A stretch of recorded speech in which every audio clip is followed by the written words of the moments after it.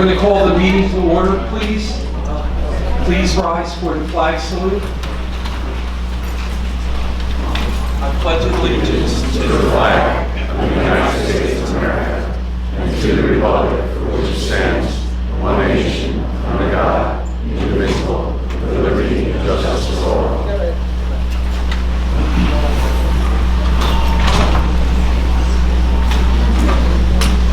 This meeting is convened in accordance with the provisions of the Open Public Meetings Act of New Jersey.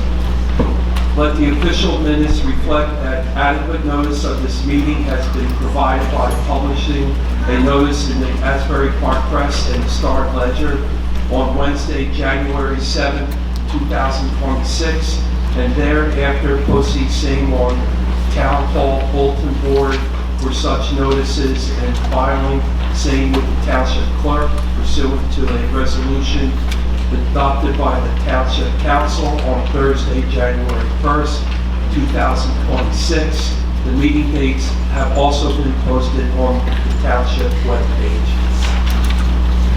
Roll call, please. Councilman Bradley? Here. Councilman Giacchino? Here. Council Vice President Iveson? Here. Council President Zuccosi? Here. Councilman Coleman? Here. Councilman Ebert? Here. Councilwoman O'Toole? Here. Just a quick note, make sure your cell phones are turned off or on silent, and if you must speak to one another, please go out in the hallway and let's have a good meeting this evening, please. Thank you. Okay.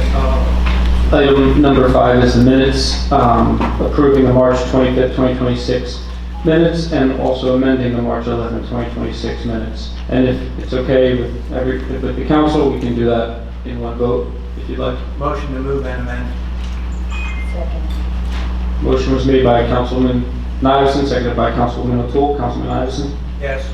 Councilwoman O'Toole? Yes. Councilman Bradley?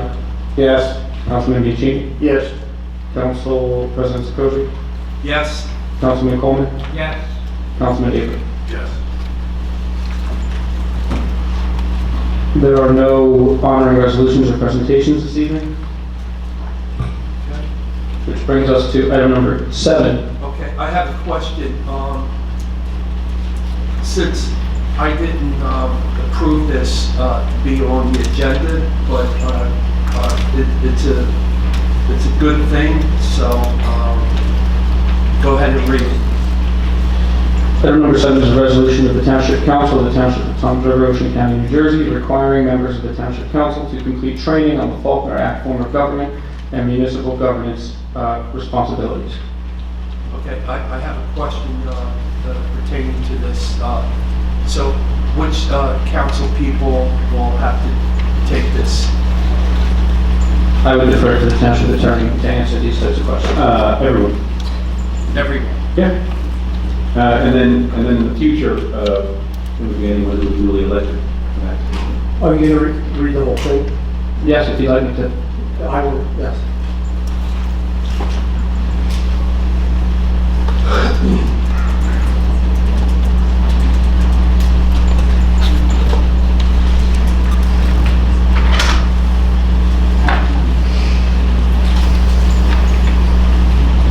Okay, it is a resolution of the Township Council of the Township of Toms River, Ocean County, New Jersey, requiring members of the Township Council to complete training on the Faulkner Act form of government and municipal governance responsibilities. Whereas the Township of Toms River operates under the council-mayor form of government pursuant to the Faulkner Act 40:69A-31 to 40:69A-48.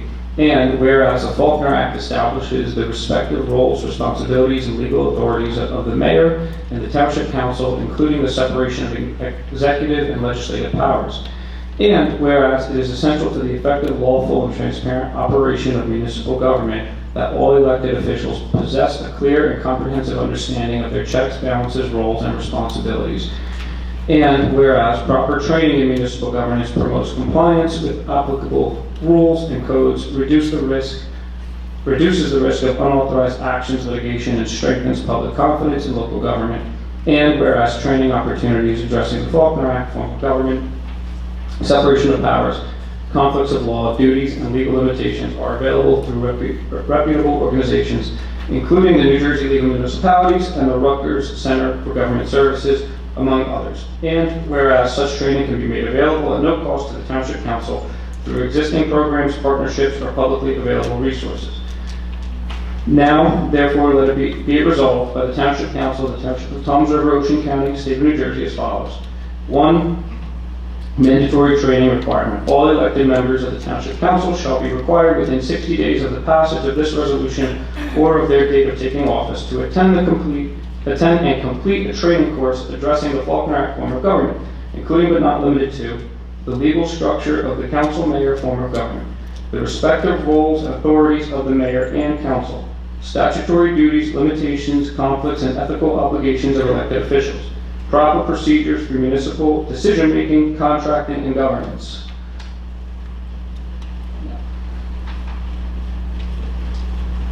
2. Approved providers. The required training shall be provided by a qualified and recognized entity with expertise in New Jersey municipal law and governance, including but not limited to the New Jersey League of Municipalities, Rutgers Center for Government Services, or similarly qualified provider, such as the Director of Law or outside law firm with reputable municipal law practice. 3. Course requirements. The course shall consist of 2 3-hour classes to be conducted in Town Hall with a recognized instructor. 4. No cost requirement. The training required under this resolution shall be made available at no cost to the members of the Township Council. 5. Completion deadline. All current members of the Township Council shall complete the required training within 60 days of the passage of this resolution. Future council members will complete the training within 60 days of their swearing in. 6. Failure to complete the course. Any Township Council member that fails to timely complete the course will forfeit their salary until such time as they receive their certificate of completion. 7. Certification of completion. Each council member shall provide proof of completion of the required training to the Township Clerk, who shall maintain such records. 8. Severability. In any section, subsection, clause, or provision of this resolution shall be adjudged as invalid. Such adjudication shall apply only to the section so adjudged, and the remainder of this resolution shall be deemed valid and effective. 9. Effective date. This resolution shall take effect immediately upon adoption. And 10 says a certified copy of this resolution shall be provided by the Office of Township Clerk to the following: the Mayor, the Business Administrator, the Township Council, the Municipal Clerk, the Chief Financial Officer, Township Attorney, and Human Resources Department. Okay, thank you. I have a couple follow-up questions. So, who's going to determine the law firm or the teacher? Who's going to, the mayor? Okay. You can, no, I'm asking you the attorney. Thank you. Okay. And then, how many council people will be in the class? 7. Pardon? 7? All 7? Yeah. Okay. Well, I think what maybe he's concerned about is it would violate the Open Publics Meeting. That's You correct. know, I understand. We can break that up into groups, and it doesn't have to be me alone. I would work with you to pick whoever it is. We can coordinate together. As I said in the past, there have been situations where I think that members of council are not up to speed as far as the law and what can and cannot be done by council. So I thought that this would be a good opportunity for everyone. And Mayor, will you be attending? If you would like me to attend, I will attend. I think that would be, And I'm sure you know that I'm pretty up on Faulkner, but I will attend, and I'll attend with you. So that way you can make sure I'm there. all right, thank you. I appreciate that. Okay. All right, any council questions? No? Okay. Entertain your motion? Okay. We'll take a motion. Is there a second? Second motion.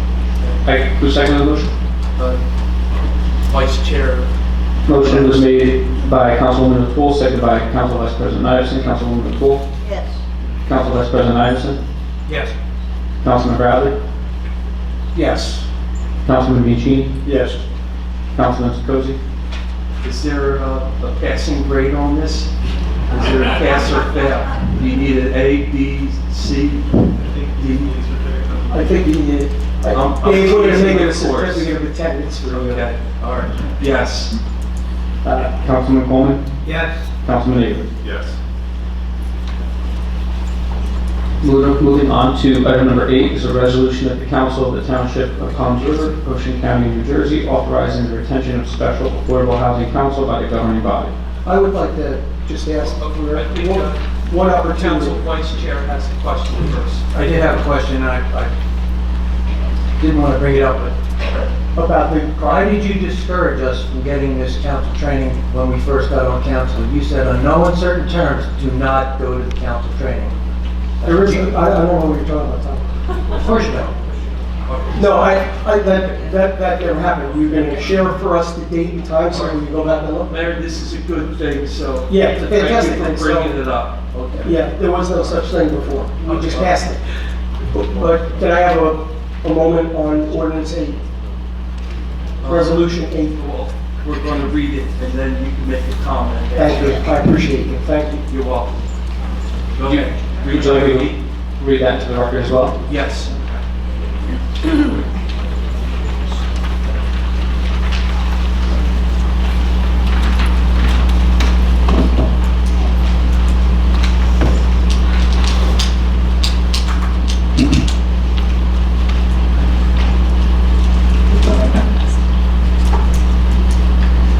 Item number 8 is a resolution of the Council of the Township of Toms River, Ocean County, New Jersey, authorizing the retention of special affordable housing council by the governing body. Whereas the Township of Toms River is subject to the requirements and restrictions set forth in NJSA 4069A-31 to 4069A-48, commonly referred to as the Faulkner Act. And whereas pursuant to Section 32A of the Act, the Township is governed by an elected council and an elected mayor, and by such other officers and employees as may be duly appointed. And whereas pursuant to Section 32B of the Act, any administrative or executive functions assigned by general law to the governing body shall be exercised by the mayor. And whereas also pursuant to Section 32B of the Act, any legislative and investigative functions assigned by general law to the governing body shall be exercised by the Township's council, the council. And whereas the council herein acknowledges that pursuant to the Mount Laurel Doctrine, the Township has a legal obligation under the New Jersey Constitution to create a realistic opportunity for the construction of its fair share of housing units affordable to the region's low and moderate income LMI households. And whereas the Mount Laurel Doctrine is embodied in a series of judicial opinions, the New Jersey Fair Share of Housing Act, NJSA 5227D-310 to 329 FHA, the New Jersey Municipal Land Use Law, NJSA 4055D-1, and various regulations adopted by the New Jersey Council on Affordable Housing Co-op, now defunct, and the New Jersey Housing and Mortgage Finance Agency. And whereas on December 8, 2025, the Township reached a settlement with nonprofit affordable housing advocate Fair Share Housing, and whereas on March 10, 2026, the Township Planning Board conducted a hearing and adopted the Township's 4 housing element and fair share plan, which was consistent with the various terms and conditions set forth in the FSHC settlement agreement. And whereas on December 10, 2025, the Township Council endorsed Toms River's adopted fair share plan. And whereas on January 5, 2026, the Township secured court approval of its fair share plan. And whereas pursuant to the FHA, the Township was required to adopt its fair share plan, implementing ordinances prior to the statewide March 15, 2026 deadline. And whereas prior to the deadline, however, the Council repeatedly asked the Mayor and the Township's Affordable Housing Council to request a short extension of the March 15th deadline because it became abundantly clear that relevant information was being purposely withheld from the Council. And whereas, for example, the Mayor and Council did not disclose prior to the deadline during a recent case management conference, the judge actually suggested that the Township may want to request an extension in light of the breakdown of the Mayor's negotiations to extend the affordable housing controls at Hope's Crossing, and inexplicitly chose not to ask for the judge for extension despite the fact that the judge clearly would have granted the request. And whereas, moreover, the mayor falsely claimed that the failure to request an extension would be a fool's errand because the court never grants deadline extensions. And whereas the anticipated Hopes Crossing extension of expiring controls were also a critical element of the township's court-approved Round 4 fair share plan. And whereas losing the Hopes Crossing credits created a substantial gap in the township's Round 4 plan, and as a result forced the township to adopt and endorse a formal amendment to the fair share plan and secure a second court approval of the amended fair share plan. And whereas during a council meeting on February 25th, 2026, a mere 4 days before the deadline, the mayor repeatedly insisted that the council had to adopt the implementing ordinances and to take other actions despite Hopes Crossing issue, and notwithstanding the fact that the mayor only gave the council members information at an executive session during the February 25, 2026 council meeting to review, digest, adopt, and various changes to the proposed ordinances, and the ordinances were presented for final reading on March 11, 2026. Whereas also during the March 11th meeting, several council members and the public in attendance expressed frustration with the mayor council because it became obvious that the purposefully withheld crucial information failed to request the deadline extension.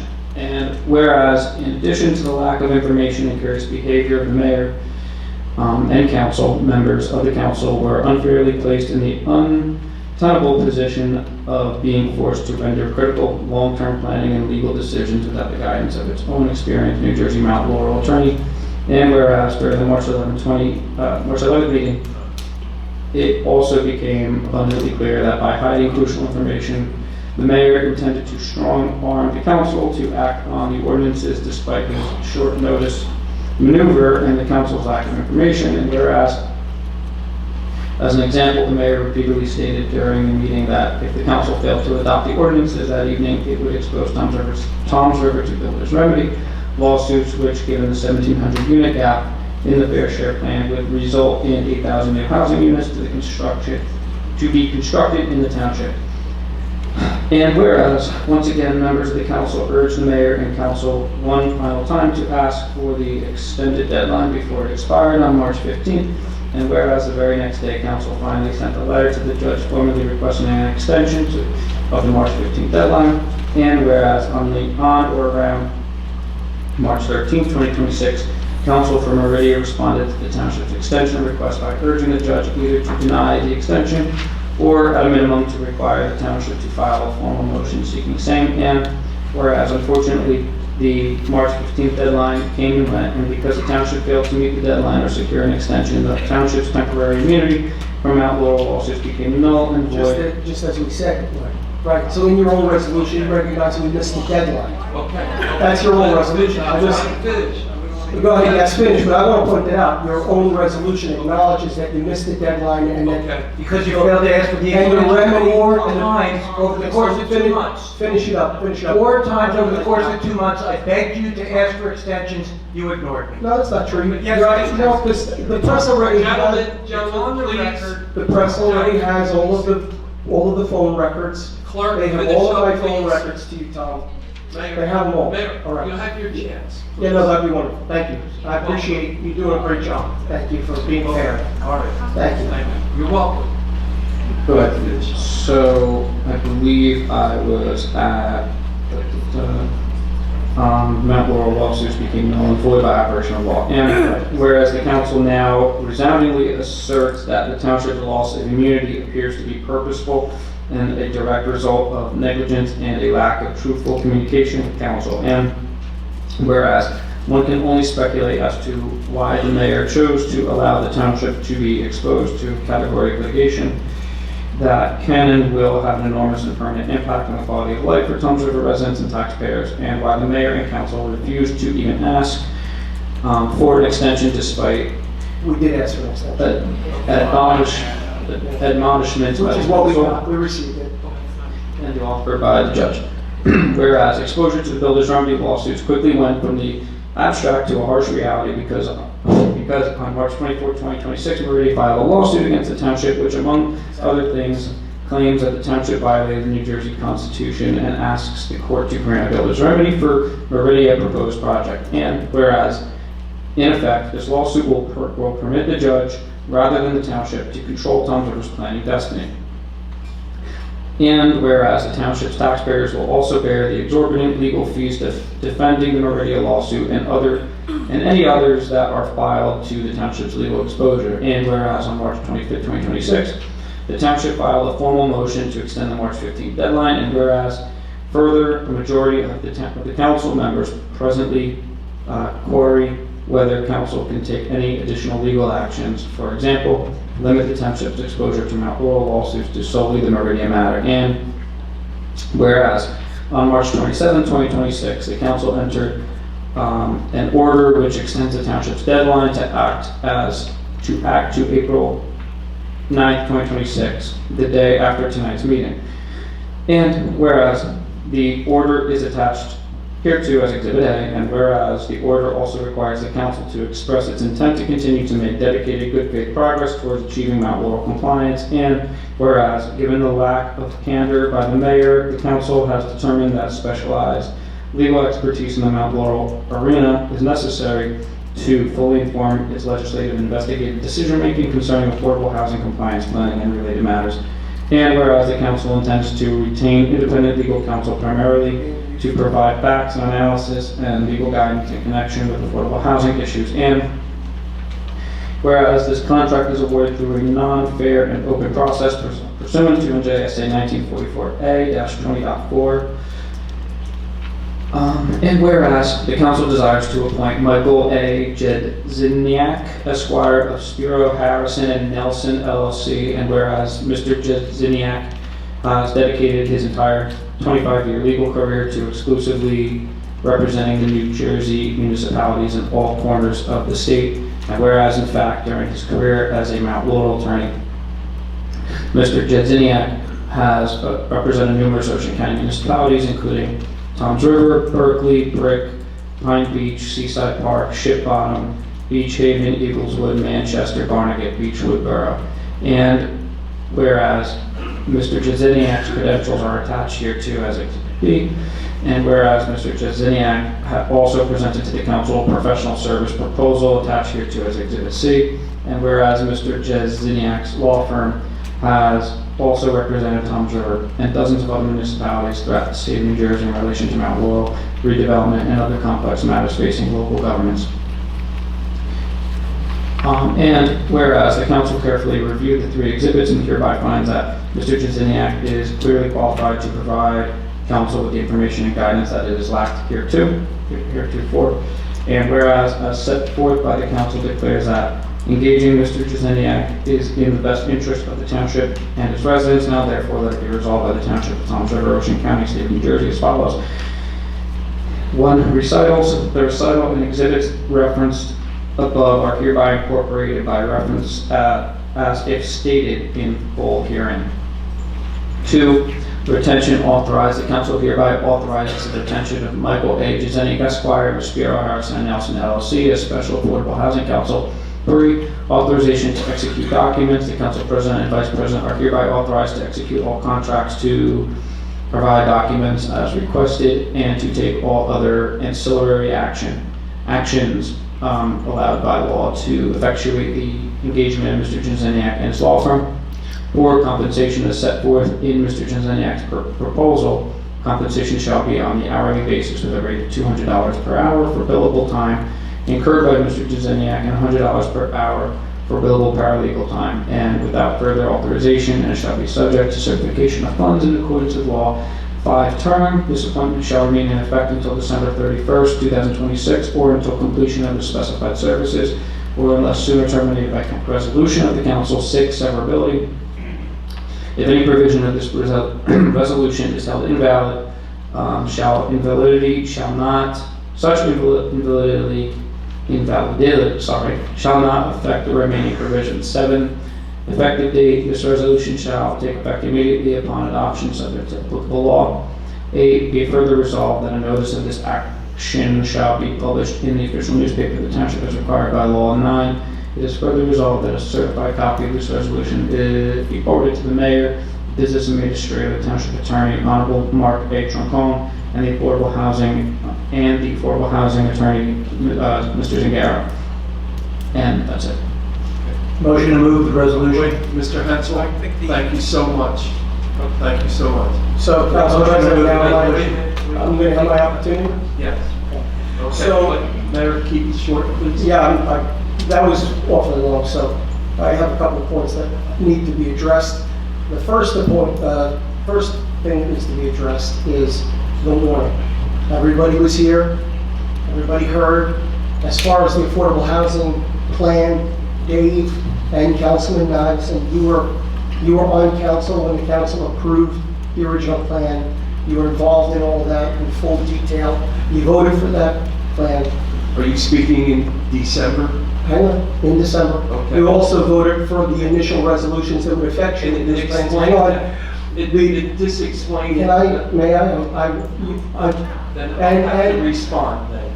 Right, yeah, if we could go back and forth, I'm fine, Mike, let me have my moment. So, everyone witnessed and everyone in the township, 40,000 households received a letter regarding the March 15th deadline.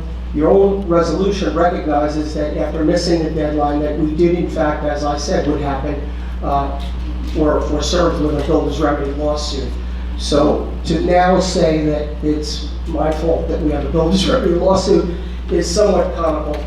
Circling back to the validity or legality of your ability to appoint someone, I am glad that you approved the first resolution regarding taking a class on this form of government, because again, your resolution to appoint someone violates two sets of state statutes. The first is public contracting law, which requires that we would advertise for an attorney, which we did a long time ago. And the second would then be the administration, the mayor in the form of government would make a decision about that appointment and then present it to council, who would then vote on it. But the idea that you can handpick someone and appoint them as counsel without any advertisement violates public contracting law and also violates the form of government. So I am glad that you're going to be taking the class, although we did discuss this several other times when you guys passed similar resolutions. So my belief is you do know this, but you're putting this on just so Steve can read a tremendous amount of falsehoods into the public record. Everyone knows how hard I fought to stop the towers, and everyone knows that certain members of council sitting up there voted for the towers, voted against the repeal of the downtown redevelopment, and are currently pushing for those towers to be built. So I am against them. I've always been against them, and I will continue to fight them regardless of what happens. And as far as the March 15th deadline, you guys violated it, and just as we said would happen, happened. We also did ask for an extension, and we asked for the extension immediately. So the council didn't get the extension. Mr. Zingaro and his firm got an extension, but that extension, I have one last point, is contingent upon you passing second reading of one of these ordinances tonight. If not, we totally lose our immunity. If you pass it, I believe they've agreed to extend it to April 27th, correct, Mr. 23rd. 23rd? Yes, 23rd. Mrs. Zingaro?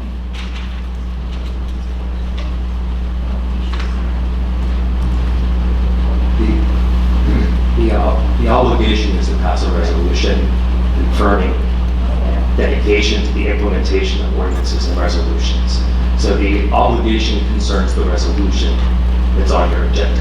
Thank you for the clarity. So just so we're all on the same page, and these were added, I know you talk about transparency, but these were added this afternoon. You came down here to edit them on. We had an executive session to go to first, so the attorney could explain these things. And finally, as the appointment, you all received an email letter. You're receiving a certified letter tomorrow in the mail, as well as this attorney that you unfortunately promised employment to, who didn't go through the proper procurement process. He will receive a certified letter as well. But I think it's important that after you're done voting on these non-binding resolutions that are illegal, that we do have a meeting, an executive session about what is required for the affordable housing laws. And Dave, again, I want to thank you. You came in, we had a great talk about what the repercussions of this could be, and I thank you for putting those on and for working with the administration. We have a lot more work to do, so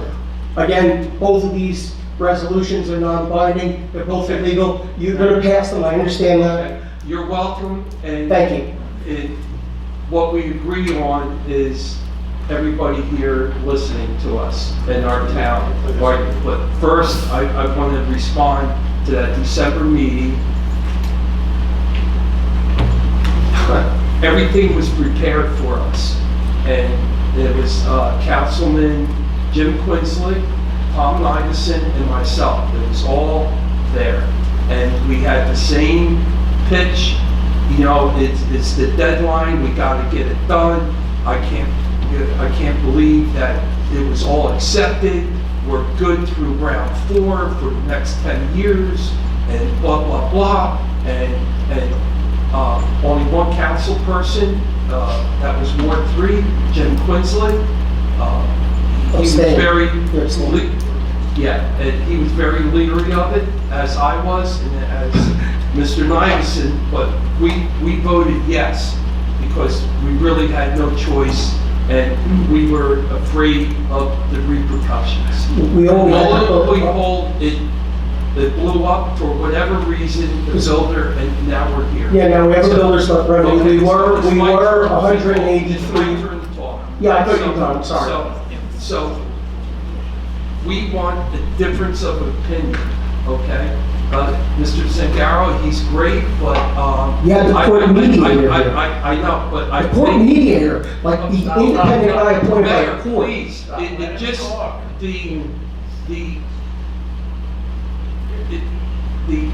what the hell's the word? I'm sorry I interrupted you there. The conflict, this law firm is a big Democratic law firm, and one of the main partners there is the Speaker of the Assembly. Maybe that's why we got a great deal, right? We only had 183 units. $300,000 to. We only had to build 183 units. So Mayor, so we can. 1,700 to Okay, 183. please, let me speak, okay? We're doing good. Okay, finish up. So we have another attorney, and he could say, guys, the mayor's doing a great job, everything is, all the i's and t's are good, it's a matter of trust. So we want the same finish here, it's the best and least building in Tom's River. So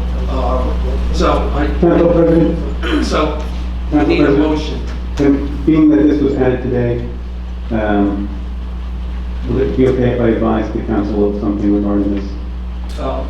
Well, if No? the attorney that we're talking about, if he would add, please come forward.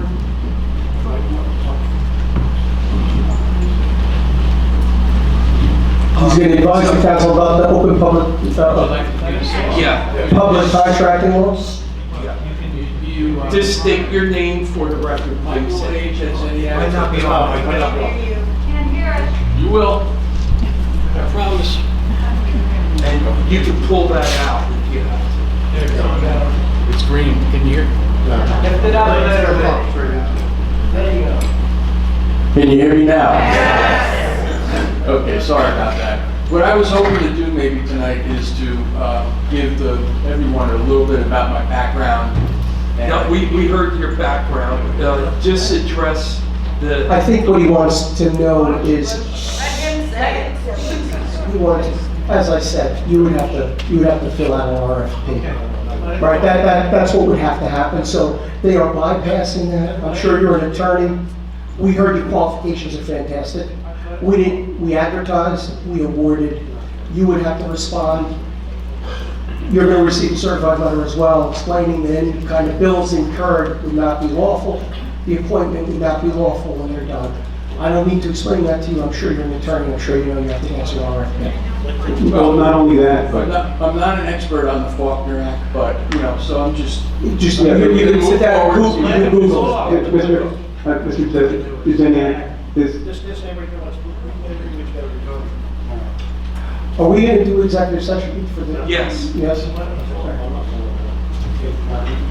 go ahead. What was the question? He needs to read something real quick. Okay. So a non-fair and open award for attorney services does not require public advertising of the solicitation itself. However, a notice of award must be published in the official newspaper after the contract is granted. But I would grant that. The problem is, I would grant that, not you. I'm sorry, Council President, but this is probably the most illegal resolution I've ever read. I mean, there's five little things wrong with this, besides the fact that it violates the Faulkner Act and New Jersey contracts law. It is full, I'm concerned that it has willful factual misstatements, that it has, it's written with what seems to be a negligent legal understanding, as well as, It was not written by the... Yeah, and I Just to be clear, I don't think you wrote this resolution, correct, sir? I would be obliged to communicate to Mr. Jazaniak, sorry if I mispronounced your name. You got it right. Jazaniak, I will be communicating to you tomorrow morning that this resolution is non-conforming with the Faulkner Act and state statute, and you will not be allowed to receive municipal funds for any bills that you incur. So I wouldn't start doing any work. That's fine, and would you call me? Can we do it? Yeah, of course. Okay, yeah. I would strongly urge the council to table this until after they take the course in the Faulkner Act, because this is one of the most poorly and non-conforming, to put it nicely, Clark, resolutions I can think And of. Mr. Jazaniak, if you want to apply when we advertise, you're more That's welcome to what apply. I usually put everybody in the pool. Right. I usually put everybody in the pool, because we're fair like that. Correct, Donnie? Last time around, I put everybody in the pool, I put everybody that applied for engineering. So if you want to apply, I'd certainly sit down and talk to you. It would be wonderful. But right now at this point, we have to maintain our immunity, and I don't know what these guys are trying to pull, but thank you for coming Well, down. I would just say that it sounds to me like this is something that could be cured if they went through the proper... I actually disagree legally. I think the Faulkner Act prohibits council from retaining you. Okay, we But can talk about what it. he means Thank is you it's very pure- much. pure- Thank you. You can sit down. Thank you. Thank you, Michael. Thank you. First name, Okay, I need a motion to table number 8 and number 9. I would just like to say that Mr. Jazaniak could get us out of this mess. there is no mess, Tom. Yeah, You only have to make the mess that you got us in. Tom, you just brought on the builder's remedy, and now you're gonna bring on another one. You don't pass with a court opposed pass. Okay, can I just speak without no speaking? Sure, Is that possible? If you stop yelling, yeah. Is it possible? Take it down a notch, and then I won't feel the need to defend myself. Just take it down one notch. Don't yell at me. Go ahead, Tom. Okay. Go for it. The mess But be truthful. Be truthful. The mess that Roderick got us into with this 40,000 letters he sent out to the town, that's propaganda. That was a campaign letter that we paid for. Okay? He used our money. Shush. I'm speaking. He used our money to pay for a campaign letter bashing us that we signed up for 8,000 apartments. We're in bed with developers. He's the only one I've ever met in bed with a developer. We've never met a developer. Okay? He wants to award this. He's afraid, Mr. Jazaniak, because he's going to get us out of this mess, because this guy knows what he's doing. It would be to our town's best interest for you to hire this guy, and I'm sorry, Mr. whatever, Zangaro, but, you know, you got a freshman over here, and you got someone with 4 master's degrees in affordable housing, who's willing to work probably less than he is, okay? But your campaign isn't gonna get the contributions from him, because he's not political, okay? What am I talking about? Everything you do is about your campaign, and you know that. Yeah, go ahead, Dan. The only people clapping are the people from your If you club. want people clapping for the people who voted for you, and now they're sorry they did. No, Tom. Oh, no. Tom, exactly what you said wouldn't happen. You said there wouldn't be a builder's remedy, and you said it was gonna be a scare tactic, and it came 2 weeks later. And if we don't pass Dan, those... you know you did this. Entire thing was planned for you to be able to use it against You're us. in bed with people, and you're taking money. There's no discussion. We have a motion to table 8 and 9. Okay, thank Okay? you. Who's making the motion, please? Don't take. You made the motion. Originally, you made the motion. I said I need a motion. Oh, I'm sorry. Do not. Okay, is there a second? Okay, so for the record, we have a motion to table items 8 and 9. Motion was made by Councilman Aber, seconded by Councilwoman O'Toole to table. Councilman Aber? Councilwoman O'Toole? Councilman Bradley? No. Councilman Bianchini? No. Council Vice President Iveson? No. Council President Sikosi? Yes. And Councilman Coleman? To table. Yeah, I understand. I was in the hospital for a couple of weeks, and I had a lot of time to think about things. And I've heard all the arguments on both sides, who's to blame, the blame game, this is that, the other. But you know what really matters, folks? Logically, do we want these, how many apartments to be built scattered through Tom's River with basically no reservation on potential builders? Or do we want to do whatever we can to limit the construction? Because Tom's River, obviously, in my opinion, right now, is overbuilt. Compared to when I came here 28 years ago. I would like to see Tom's River at least try to hold on to some of the features that we're so proud that Tom's River has. So the real issue is, which one do you want? Do you want us to continue fighting for minimum building? Are you okay? And like I said, all these arguments are just wonderful. But the real issue is, do you want to take a chance and have all these apartments built without any reservation on the builders? Or do we try to get a handle on it? I mean, we're not out of the woods yet, but we got to make that decision. It's critically important. All right? Like I said, I'm not taking either side. I'm just trying to use simple, plain logic. This or this. Okay. Okay? And so, I know. So my vote is to table it now for the time.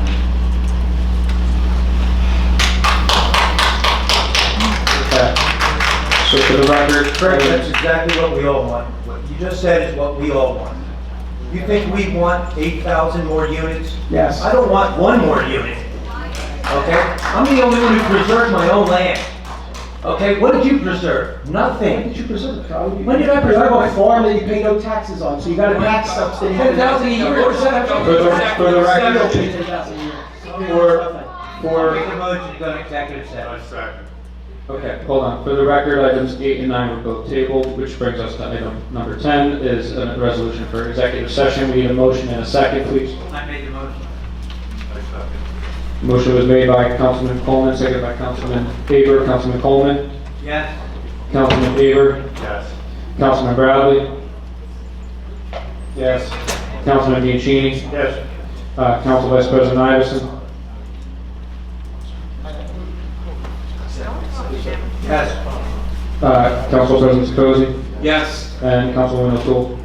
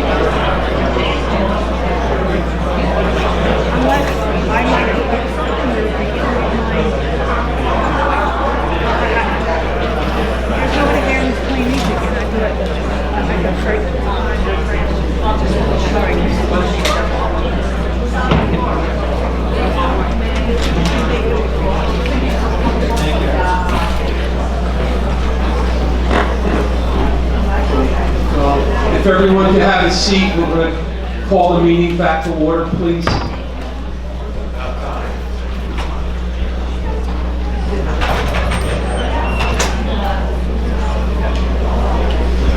Ready, Mr. Edson? Yes, everyone's ready?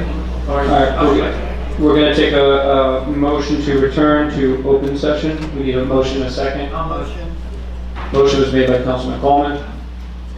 Second by Councilwoman O'Toole. Councilman Coleman. Yes. Councilwoman O'Toole. Councilman Bradley. Yes. Councilman Bianchini. Yes. Council Vice President Iverson. Yes. Council President Scosi. Yes. And Councilman Tabor. Yes. And now we need a motion to approve the executive session minutes from the March 25th, 2025 meeting. Motion was made by Councilwoman O'Toole, seconded by Councilman Aber. Councilwoman O'Toole. Yes. Councilman Aber. Yes.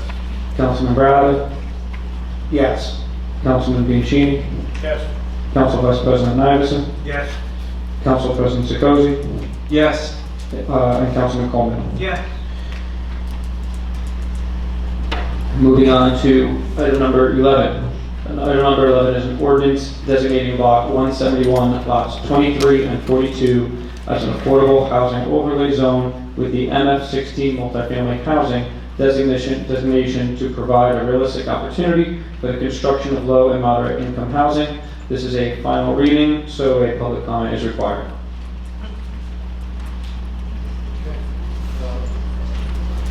Is there anyone in the public that has questions on number 11? All right, for the records, say your first name, spell your last name, and your address, please. Michael Messina, 3478 Perry Avenue. I live in the Lake Ridge community. So I'm just a little bit confused. On the agenda, it mentions the lot numbers that pertain to Route 37 and then also that relate to Main Street. So it appears that the plan has been modified according to this agenda. Is that correct? Because that's what I'm seeing. Would you like me to jump in briefly? Are you able to answer? If not, Dave, you can What do answer. you mean? That's what I Lots mean. 23 and 42? 23 and 42 are on Route 37. The Route 70 has not been introduced again.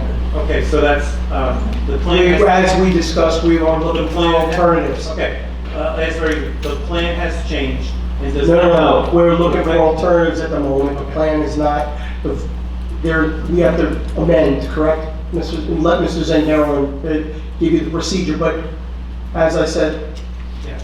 nothing, I told you we were gonna look for a different location. We've been looking for a different location. We still haven't settled on one, Right. okay? So this is what Okay. much of the backroom discussion pertains to, but we have to have a complete plan. So we're working on it, as I promised you, Okay. we would work on it. Thank you. And Mr. Zangaro could let me know what the process would look like, because I am not a lawyer. Okay, before that, my other question, because I'm on a timer. The builder's remedy solution, I think we had a discussion at the last meeting, and the question came up, I posed the question, that if we were granted the extension, does that give us a stay on the builder's remedy? And, That's a great question, which our lawyer is not even sure about, but he'll answer you. But our immunity is only good until tomorrow, I get it. if we don't pass this no, stuff. I get it. The 9th. Okay, I hear you. Mrs. Zangaro, can you answer that? Can I finish my question? Thank you. So, I believe what we said last time was, builder's remedy was in play, but Judge Gertner put out a 9-page document, and I believe he said, maybe I don't understand, I'm not a lawyer, that the builder's remedy is on the table, but does not necessarily have to be granted at this particular point, even though the concern was raised. It's in the judge's hand, the builder's remedy. Is that true or not true? Because that's what I thought I read. Yeah, well, there's, Yeah. Mr. Zangaro, let Mr. Zangaro. do you want to think? Sure. The first part, On the first part, there is a plan in place. That's an introduction of only the ordinances for certain parts of that plan. Okay. If the entire structure changes, there would have to be an amended housing element and fair share plan. Right. That reflects that larger policy change. As the second item, I certainly have thoughts on whether Meridia's lawsuit is barred or not. Right. I'm not gonna put on the record what legal advice, which would either. It's still up in the air, kind of. Basically, what he's saying is maybe. Sorry? Saying maybe. I'm not going to disclose the litigation. I had litigation analysis, which I'm not going to put that on the record, but Does this reside with the judge at this point? I don't really understand the way you're phrasing the question. Okay. It's confusing, but I think generally what you're trying to say is, and Chris is saying, we don't know how the judge is going to react to the builder's remedy based on the current situation. He wields an immense power to decide He things can the way he go either wants. way, but Yes. it's with the judge. Yeah. That was my question. Well, everything's with the judge. Anything with the judge is with the judge. I mean, I don't. Well, I just said it and you disagreed, but that's okay. I don't understand it the way you do. I'm just trying to make it clear to the residents of Lake Ridge that come to the meetings that this is not, it's still not enacted. It resides with the judge at this point right now. Wait. And it could go either way. Wait, but, no, there was definitely a builder's remedy lawsuit filed. Yes. Let's be clear. It was filed. Right, whether they'll win or not is really Unknown. be determined. Completely unknown. I just said that's in the hands of the judge. Right, but it's definitely been filed. Okay. I just wouldn't phrase it the way you're phrasing it. And That's so where we're. you understand it's for the downtown project? Yes. The 2 6-story buildings? Yes. Okay? Which, by the way, if it were, they have different avenues to succeed because they're challenging us in various ways. And I don't want to get too into the weeds because, as Chris advised, I shouldn't be talking about this too much anyway. But they could alter the plan, the builder's remedy. They could make it bigger. The structure that was originally 10 stories that is now 6. Yeah, they can propose whatever they want. They can propose it. I don't think so. Any other questions? No, sir? I'm good. I'm good. Thank you very Okay, much. thank you. Yes, sir. State your first name, your last name, and your address, please. Bill Bryant, 79 Holly Tree Lane. Can I see the clock just one minute? Thanks. Okay, couple things. So one is, I'm going to encourage you to table the second read of the ordinance. Couple things I'm going to put on the record. One is that basically, you don't have to pass this tonight. As the mayor has said, as the attorney has said, you are looking at options where you are. What you're looking to pass tonight is a second reading of an ordinance, which is basically saying that land that Tom's River purchased in 2016, and I read the ordinance I have in my hand here, it says, the improvements hereby authorized and the purpose for which the bonds and notes to be issued in the acquisition of real property in the Township of Tom's River for open space purposes by purchase and or eminent domain designated as a township, and it lists all those lot and bonds, okay? If we're gonna do anything, let's table this.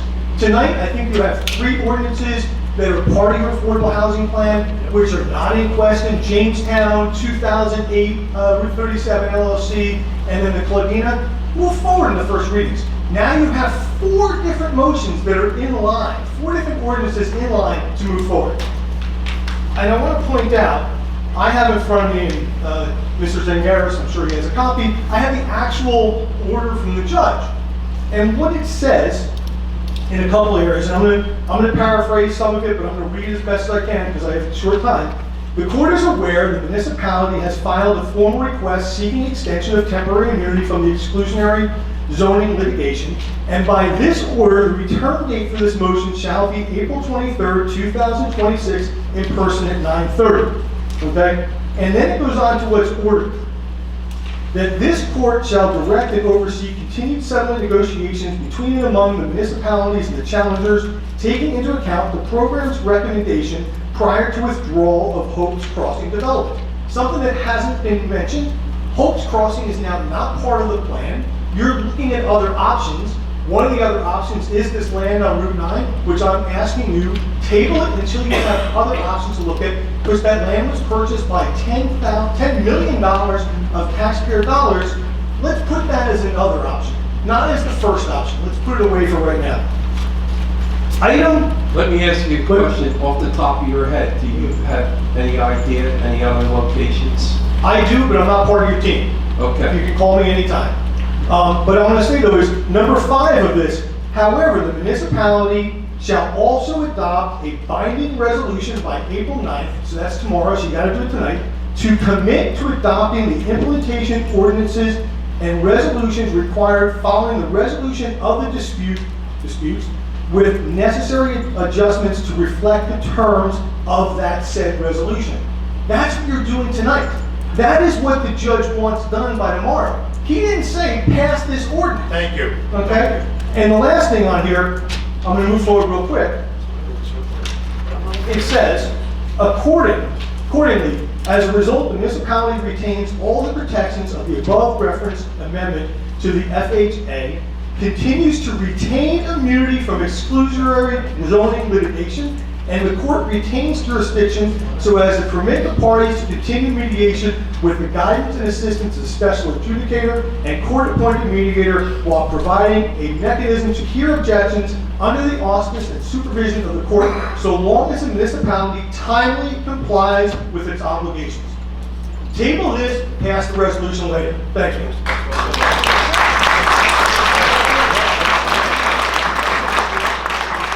Is there anyone else?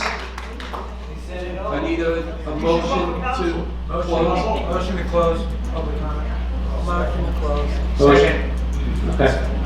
Motion to close public comment was made by Council Vice President Iverson, seconded by Councilman Coleman. All in favor? Aye. Any opposed? Hearing none.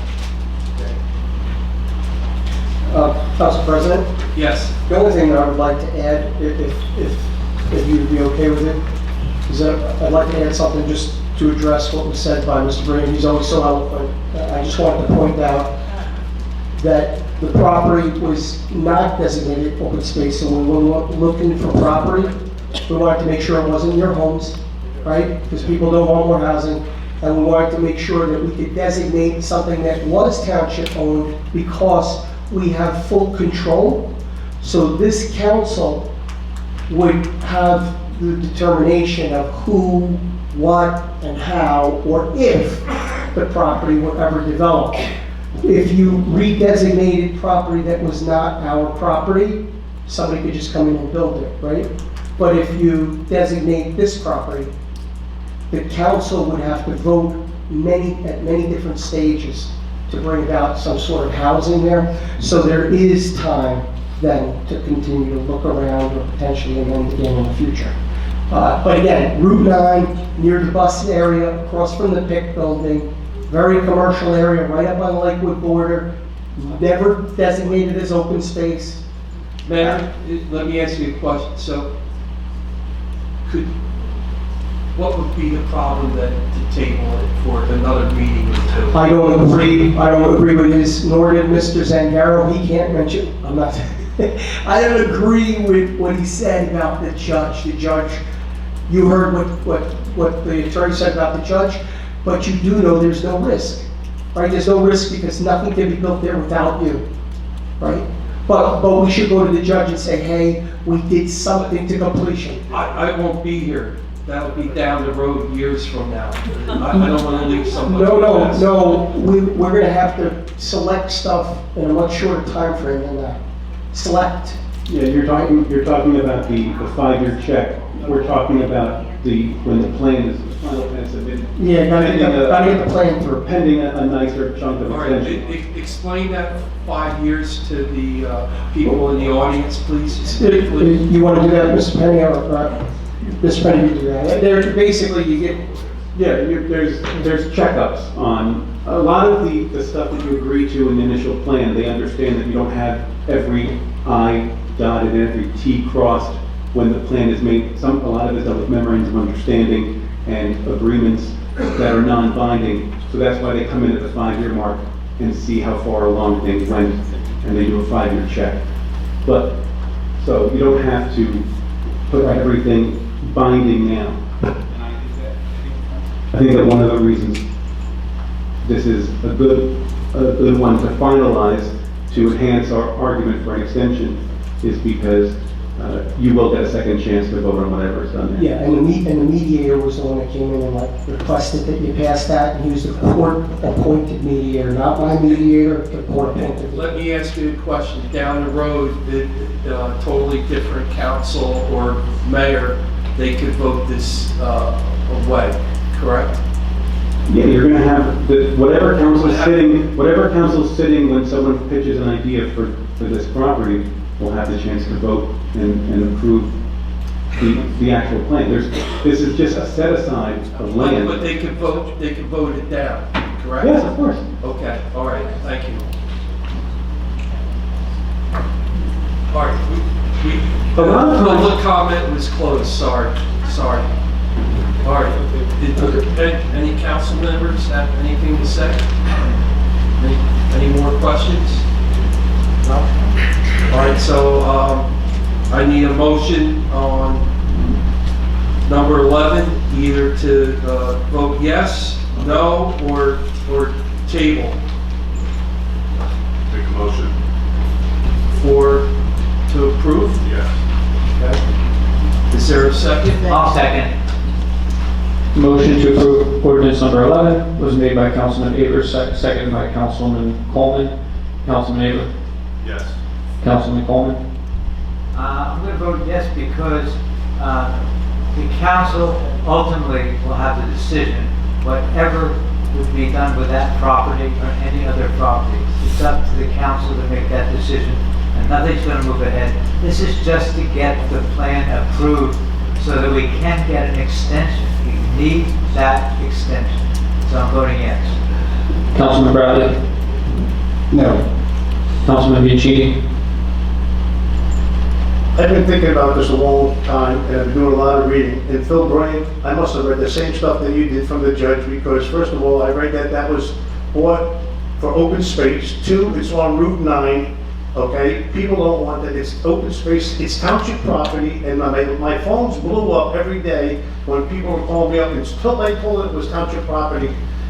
We did what the judge asked us to do last time. We did the resolution in good faith to hold the marker on that so that we can go and negotiate the other ordinances that we're all on board with. But I cannot sit there and tell everybody that I'm not gonna build on township property, I'm sorry. But listen, we have too much congestion up there. I don't even know where the planner is and all this stuff here. I mean, do we have a planner? I mean, we're making all these decisions. No one knows what the build out is or anything. I mean, you know what? The bottom line is, no one knows anything here. We're just making decisions and hoping that maybe later on that we can catch up to it later on. I'm voting no, because I don't want no more building on Route 9 and it's township property. Plain and simple.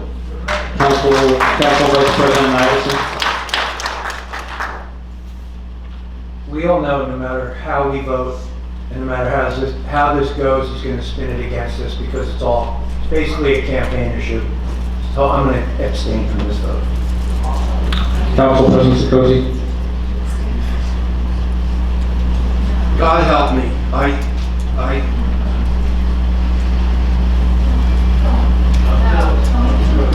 right, listen, I'm gonna vote yes on this, just for the simple fact that it's only 10 acres, and down the road, a future council and mayor can bury this forever, but I don't want something to happen tomorrow with the judge and the court. In my opinion, this will never see the light of day. It will never see the light of day, so I'm voting yes on this. Councilwoman O'Toole?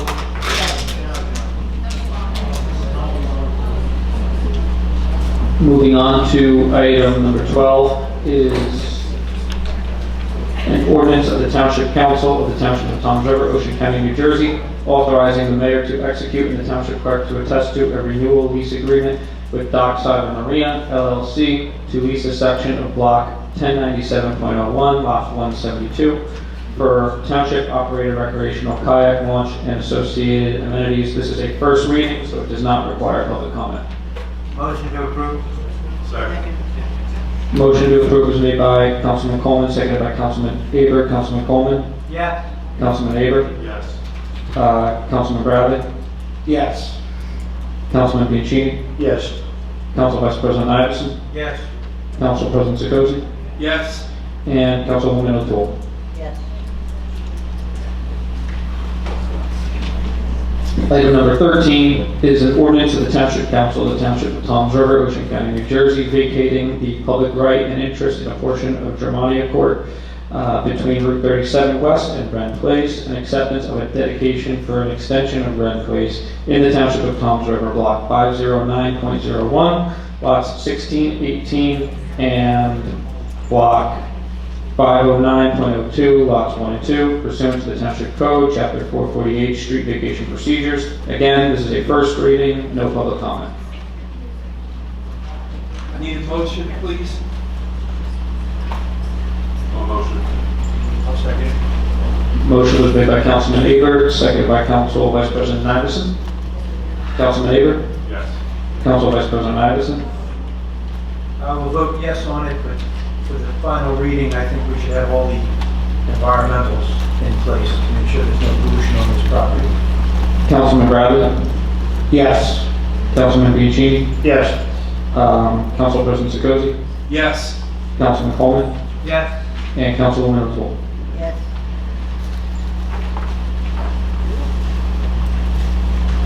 Item number 14 is an ordinance implementing a new affordable housing zone to be known as the EMF 23 multifamily zone, attached as Exhibit A, to generate 42 affordable units as Block 610, lots 1, 2, 3, 5, 11, 30, 31, and 32, Jamestown Village. Again, first reading. Motion to approve. Second. Motion to approve was made by Council Vice President Iverson, seconded by Councilman Bianchini. Council Vice President Iverson? Yes.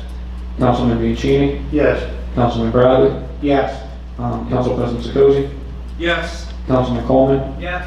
Councilman Aber? Yes. Councilwoman O'Toole. Yes. Item number 15 is an ordinance implementing a new affordable housing zone to be known as the HBMF Highway Business Multifamily Zone, attached as Exhibit A, to generate 4 affordable units through the construction of 2 floors atop an existing 2-story retail and commercial structure at Block 796, Lot 3, commonly known as 2008 Route 37. Again, a first reading. Motion. Second. Motion was made by Councilman Coleman, seconded by Councilman Bianchini. Councilman Coleman? Yes. Councilman Bianchini? Yes. Councilman Bradley? Yes. Council Vice President Iverson? Yes. Council President Zikosi? Yes. Councilman Aber? Yes. And Councilwoman O'Toole? Yes. Item number 16 is an ordinance enacting an amendment to the existing Hooper-Claudina redevelopment plan in order to generate 6 additional affordable housing units by increasing the permitted dwelling units per acre from 10 to 18 in the Hooper-Claudina redevelopment area. First reading. I'll move. I'll second. Motion was made by Councilman Coleman, seconded by Councilman Bianchini. Councilman Coleman? Yes. Councilman Bianchini? Yes. Councilman Bradley? Yes. Council Vice President Iverson? Yes. Council President Zikosi? Yes. Councilman Aber? Yes. Councilwoman O'Toole? Yes.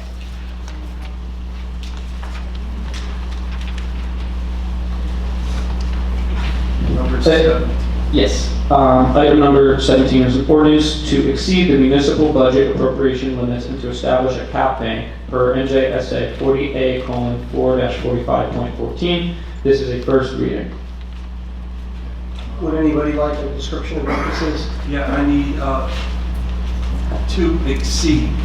Yeah, so, as I'm sure you all know, the first couple of years I've been here, we've reduced spending considerably. So the budget has been reduced by 11 million, or roughly 9%. We went from 147 down to 135 million. But what happens is even though we kept the taxes flat and paid down debt, when you go the other direction, right, so now, you know, we're not raising taxes will be flat, but the police are up for contract negotiations. We have to be able to give them a percentage increase, which will be substantial and will require that we spend more money, not more tax, because we're bringing in a significant level of tax. We've kept taxes flat, when spending dropped. We have massive surplus, I think we're up to 60 million in surplus. However, the state will not allow you to exceed 3.5% increase in total expenditures in 1 year. So by banking the prior year's expenditures, it will allow us to give the cops a raise, along with all the other bargaining units that are up this year. Cost of living adjustment, I know there are folks out there who are not going to get a cost of living adjustment who work in the private sector. I know how tough it is. Our employees are doing a great job, a lot fewer of them than before. They're collectively bargaining, they deserve an increase. I believe that. I'm going to give them one. We have to be able to pay for it. So this allows us to go past 3%, but again, like I said, taxes are flat, spending is down 9%. Does that make sense? We've got to be able to use some of that, though, to give the raise. So that's what this accomplishes. We also have Ms. Gallagher here, and I believe somebody from the auditing firm, right? Yeah, I believe. So if you like, you can confirm with her Mayor, or one of the attorneys. I don't understand to exceed for 3%. How much more can it go? Well, no, it's a bank, right? So last year, we spent less. Even this year, we're gonna spend $1 million less. But once you give raises, it's substantial. All right, It's- so I just looked at the budget this afternoon, and I'm trying to go through it, and I see that the budget for last year was 142 million. And this year it's 141. down. No, 142,218. It's actually $36,000 less. Right. Okay. You're banking the money you didn't say, the appropriation you didn't do, so that after we give them a raise and expenses go up, we're allowed to pay it. We're not allowed to pay it, okay? We're not allowed to pay it if we don't do this, right? So I'm not allowed to pass a certain amount, and the contract is like gonna cross over between other years, okay? So that's what this is for. And it's a lower budget, Dave, it's a lower budget, it's a flat tax. We are banking so that we can give a raise. If we don't have the cap bank, we have to redo the budget, correct, Donnie? We would have to redo the budget and we would not have enough money to negotiate with. I got a lot of questions, and like I Yeah, said, wait, I just can I- went over this. No, please let him ask, please, John. Okay. Go ahead. So, I'm looking at the tax revenue, right? It's up. And you said it's up? Is it? Yeah, only $84,000. Yeah. How's that possible? Why is that possible? It should be Because in the millions. there's less building for the last couple of years. No, not 84,000. So 2025, it was Hang on, don't worry, you said- 89,809,000, and then for 26, it's to be raised is 89,893. So it's only going up 84,000. You mean the ratables? Yeah, that's Ratables, no, that scares me. Well, the ratables, That means our town is dying. no, it means you're not having, Dorothy, you want to address it? CFO is going to address your concern, but again, I just want to be clear, this is for the cap bank, this ordinance, not for the full budget. She'll address some of these questions for you, but you're going to have a whole month to go over the budget with Dorothy and meet with us and discuss it. You're just meeting again in a statutory deadline for the introduction thereof. It needs a second vote. The cap bank is absolutely necessary if I am going to negotiate with the police. It's a substantial expense. I need that, or I won't be able to give them a raise. Go ahead, I'm sorry, Dorothy. So the amount to be raised, that's the amount of tax money that is in the budget to support the budget. That is not the whole levy. Part of the levy is used to pay the school board, part of the levy is used for county taxes. You will not see those numbers in the budget. I didn't think that. That's why you're the CFO. All right. So that's just Okay. the levy. And we're just a sliver, right? Like I think we're 20-something% of the pie. the school board and the county is a much larger piece of the And pie. then I got another, I got a million questions, but I just got one more. So the capital surplus in 2025 was 2 million, okay? Okay. And now in 26, it's down to 500,000. Right. You're not Why? looking at balances, you're looking at money that we're bringing in from capital account to support the budget. That's like a revenue. We're taking money from capital and we're bringing it in as a revenue to support the budget. That helps keep taxes down. Yeah, but 2025, we had 2 million in there, and now going bought- you forward, bought- we only have 500,000. We also didn't bond this year, right? We didn't bond any new Right. monies this year. We didn't borrow any money. We haven't been borrowing, but paying down debt. So Council President? there's a certain amount of money in capital that can be brought over to It's- support the budget in lieu of. Okay, as long as going forward before the second We reading. got a whole month. Okay. Yeah, Oh, no. that's what I was gonna say, you know, we have a month to, the second reading is in a month, not 2 months. But I get no extra time on the cap bank, correct, Dottie? The cap bank must be done now, or no? Clerk, is this open to the? Must be done tonight. No, second reading. No, this is a first reading and this is the cap bank. All right. Any other council people have questions on this, comments? Take a motion to approve. Motion to approve is made by Councilman Coleman, seconded by Councilman Aber, ordinance number 17. Councilman Coleman, Yes. Councilman Aber, Yes. Councilman Bradley, Yes. Councilman Bianchini, Yes. Council Vice President Iverson, Yes. Council President Sikosi, Yes. and Councilwoman O'Toole. Yes.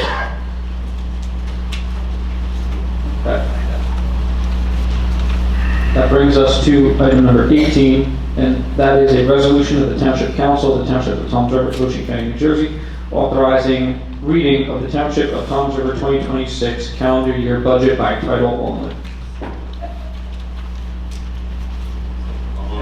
Any discussion first? No? Okay. No? Councilman Aber made a motion. Motion to approve is made by Councilman Aber, I'll second. second by Councilman Coleman. Councilman Aber, Yes. Councilman Coleman, Yes. Councilman Bradley, Yes. Councilman Bianchini, Yes. Council Vice President Iverson, Yes. Council President Sikosi, Yes. Councilwoman O'Toole. Item number 19 is a resolution of the Township Council of the Township of Toms River, Ocean County, New Jersey, waiving local review of the township budget. Any discussion? Need a motion, please? Motion made. A second? I'll second. Motion was made by Councilwoman O'Toole, seconded by Councilman Coleman. Councilwoman O'Toole. Yes. Councilman Coleman. Yes. Councilman Bradley. Yes. Councilman Bianchini. Yes. Council Vice President Iverson. Yes. Council President Sikosi. Yes. Councilman Aber. Yes. Item number 20 is a resolution of the Township Council of the Township of Toms River, Ocean County, New Jersey, certifying compliance with the United States Equal Employment Opportunity Commission's enforcement guidance on the consideration of arrest and conviction records in employment decisions under Title 7 of the Civil Rights Act of 1964 pursuant to NJSA 40A-4:5. I would like, I don't know where this came from, so I would like an explanation about this. Is that you, Dottie? Can you please come up and explain, because this just popped up. So, last year, the state came out with this resolution that must be adopted annually, and it's required to be submitted when I submit the budget to the state tomorrow. What does it mean? It's an equal opportunity statement. What does that mean exactly? Saying that we are complying with all the laws of equal opportunity. Can you give me, just for folks at home, can you give an explanation of that? Typically, it relates to employment, that we're giving everyone equal chance. Everybody gets a little- Okay. All right, thank you. Do you guys have any questions? No. Thank you. Motion to approve. Second. Motion was made by Councilman Coleman. I believe the second was made by Councilman Aber. Council Vice President Iverson. Councilman Coleman. Yes. Council Vice President Iverson. Yes. Councilman Bradley. Yes. Councilman Bianchini. Yes. Council President Zakozy. Yes. Councilman Aber. Yes. Councilwoman O'Toole. Yes. Item 21 is a resolution of the Township Council of the Township of Toms River, Ocean County, New Jersey, introducing the 2026 municipal budget and setting the date for public hearing. I'll move. Motion was made by Councilman Coleman, seconded by Councilman Aber. Councilman Coleman. Yes. Councilman Aber. Yes. Councilman Bradley. Yes. Councilman Bianchini. Yes. Council Vice President Iverson. Yes. Council President Zakozy. And when is that date again? That Council? 28 days needs to elapse, so I believe we set the date For May 13th? May 13th. Okay. I vote yes. Councilwoman O'Toole. Yes.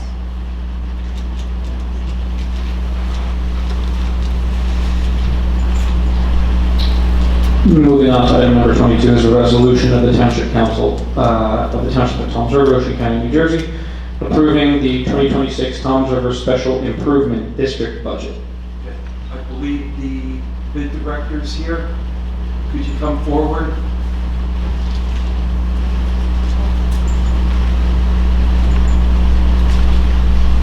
Okay. Thank you, Council President. You're welcome. Can everyone hear me? My name is Melissa Fernandez. I'm the Executive Director of the Toms River Business Improvement District. I am here tonight to present the BID's 2026 budget and respectfully ask for your approval. The Toms River bid exists to supplement some township services pertaining to business growth, promote downtown businesses, manage events, and invest in the long-term economic vitality of our district. We are governed by a volunteer board, operate transparently, and publish our budgets and audits for the community to see. We are also primarily funded by a tax assessment solely on the commercial property owners within the district. Our work is producing results. According to Placer AI data collected as part of a formal engagement with Main Street America, downtown Toms River now draws approximately 985,000 unique visitors per year, which is an 11-to-1 visitor to resident ratio. Our events are doing what they're meant to, bringing people through our doors and dollars into our businesses. We do not just produce events, we provide facade grants, business coaching, and serve as a liaison for the New Jersey EDA to provide grants and resources to new and existing businesses. This year, we are proposing a modest assessment increase from $286,000 to $294,000, which is an $8,000 or 2.8% increase. This is the first increase we've requested since 2022, and it's primarily due to cost and rising utilities. In July 2025, BID participated in a two-day transformation strategy workshop facilitated by Main Street America, the nationally recognized nonprofit dedicated to downtown economic development. Their team conducted community surveys, analyzed foot traffic data, and toured our district as well as held focus groups. Their conclusion was downtown Toms River has tremendous assets and real momentum. They recommended 2 strategies to guide our work over the next 3 to 5 years, which is improving downtown walkability, making our streets more welcoming, better connected to Huddy Park and the waterfront, and safer for pedestrians. And second is a family-focused arts and entertainment district, growing the creative programming, public art, and family-friendly experiences that our own community survey said they wanted most. Our 2026 budget begins to align our resources with those strategies. The $8,000 assessment increase we are requesting tonight is not extravagant, it's necessary. It allows us to maintain services, meet our obligations, and continue building the kind of downtown that every survey respondent, business owner, and residents said they want. Walkable, alive, family-friendly, and full of things to do. We are proud of what downtown Toms River has become and excited about what it can be, and we are asking for your support tonight to keep that momentum going. Thank you so Thank much. you. Thank you. Does anyone have questions? More questions? Just keep up the good work. Yes. Motion to approve. You have a question? Public comment, it's a hearing, correct? Yes. No, we had a No, it's first a, hearing. it's a vote for the hearing. Yes, It's a vote for it. we had a first meeting. You want to comment, I'm sure Dave will let you comment, but it's a vote, it's a vote for the hearing. No, this is a vote for approval. It's a vote for approval. Yes. Oh, man, you got me. Go ahead, first and last name. I didn't put it on. Yes, that's Galante, 1149 Curve, Taylor Thunder. First of all, I didn't hear any numbers. I heard the increase. I didn't hear any numbers of what the value of the budget was last year versus this year. That's a question. She did give did the number. say She said it went that. from 284,000 to 294. 286 to 294, which is 8,000. 3%, 2.5 to 3%. All right, I misunderstood. I thought that was, okay. How come there's no budget here though? I mean, I have a public comment and ask questions. You can't see numbers. Isn't it appropriate to? That's a great question, and I don't know. I don't know. I'm happy to provide that to you. Well, I just think further, and I asked this question last year, the same thing. I mean, I have a public comment when, yes, I listen to what the woman says, the representative, and then they ask the question. Okay. Or, maybe, I'm happy to provide that to anyone who needs to see it. All budgets It's- and information. Do you have it on your website? I appreciate that. Do you have it up on your website by any chance? Okay, so, all right, thank you. Is there anyone else? I need a motion to close. To close public comment. Motion to close public comment. I'll second it. All in favor? Aye. Any opposed? Hearing none. I need a motion. Motion to approve. Is there a second? I'll second it. Motion to approve is made by Council Vice President Iverson, seconded by Councilman Bradley. Council Vice President Iverson, Yes.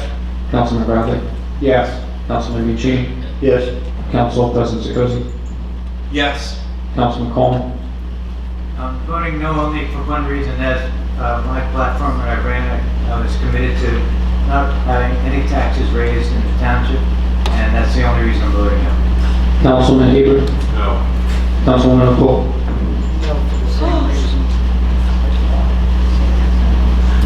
Moving on to item number 23 is a resolution of the Township of Toms River committing to the adoption of implementing ordinances and resolutions in connection with its fourth round affordable housing obligation.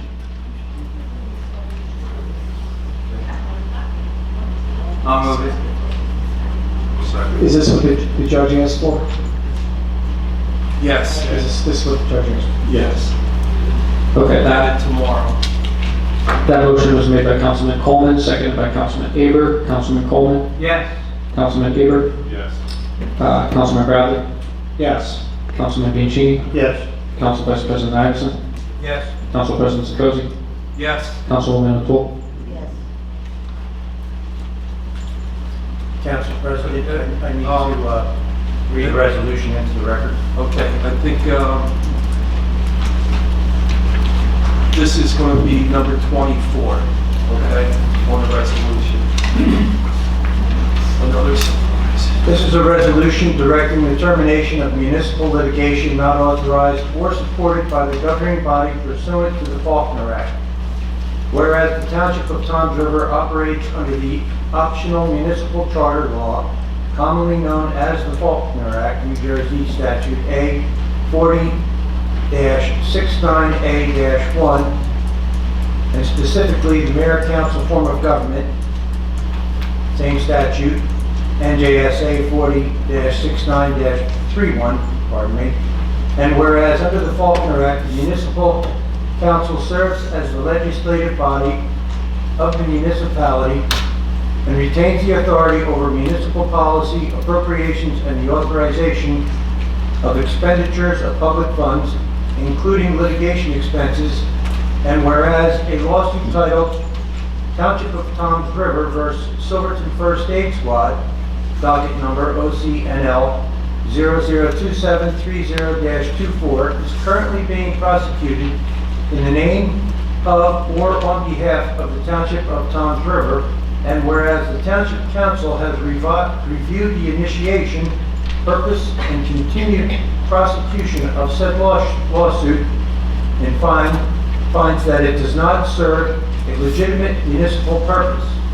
It's not supported by the council and does not reflect the policy position of the governing body.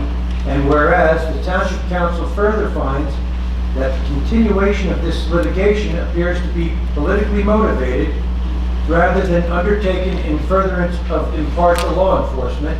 They stole $750,000, we're trying to get it back. You don't want us to try to get the $750,000 back, Tom? Good governance for the public. You don't want us to try to get the $750,000 back that they owed the town? Mayor, let him finish.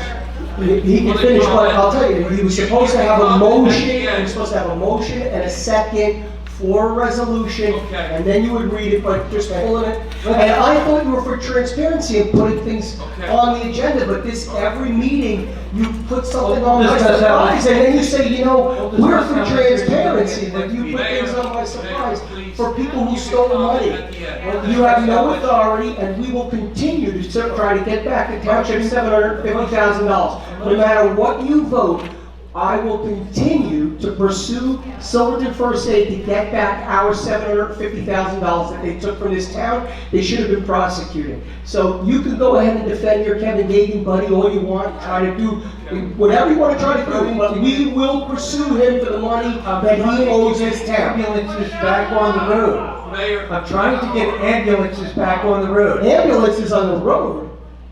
You know, like Ambulances on the road, we have more ambulances on the road than ever before.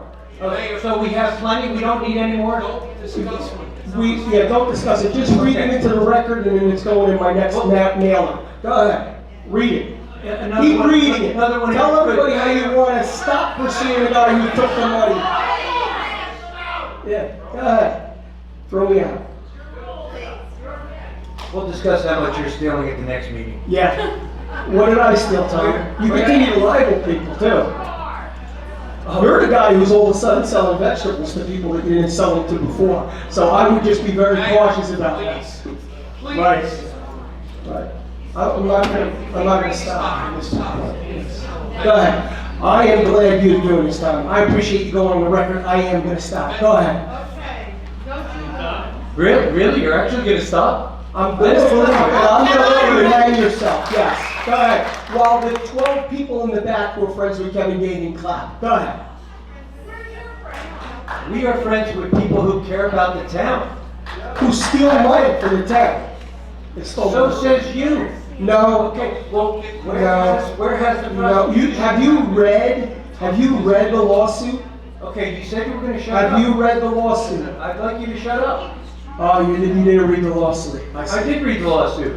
Okay. There's no merit. No? Which part? Gentlemen, please. How do they since you read the lawsuit, how do they owe us the money? He said he was gonna shut up. How do they owe us the money? If you read the lawsuit, tell me how they owe us the money. How do we allege that they owe us the money if you read it? This is how sociopaths act. This is fine. You didn't read it. Do an example of a sociopath. Yeah, This is go ahead. fine. I'll stop now. You continue to throw yourself off a cliff. Dad, I don't care. I like being thrown We're off. ready. As you can We can move on with what you want to do, Council President here. Okay. tell. Okay, we're ready? Let's finish. Thank you. Let's finish. Whereas the Township Council further finds that the continuation of this litigation appears to be politically motivated, rather than undertaken in furtherance of the impartial law enforcement, good governance, or the public interest. And whereas the continued prosecution of this matter requires the expenditure of public funds, which may not be expended without council authorization pursuant to NJSA 40-69A-36 and applicable provisions of the local budget law. And whereas municipal litigation undertaken or continued without the support of the governing body undermines the separation of powers established under the Faulkner Act and exposes the municipality to unnecessary legal and financial risk. Now, therefore, be it resolved by the Township Council of the Township of Toms River, County of Ocean, State of New Jersey, that the Township Council hereby withdraws its authorization and support for the prosecution of Silverton First Aid, ETAL docket number OCNL 220200273024. The municipal attorney is hereby directed, pursuant to the council's authority under the Faulkner Act, to take all necessary and appropriate steps to dismiss, withdraw, or otherwise terminate said litigation. No further municipal funds shall be expended in connection with this matter, except as many may be necessary to effectuate its orderly termination or to comply with court directives.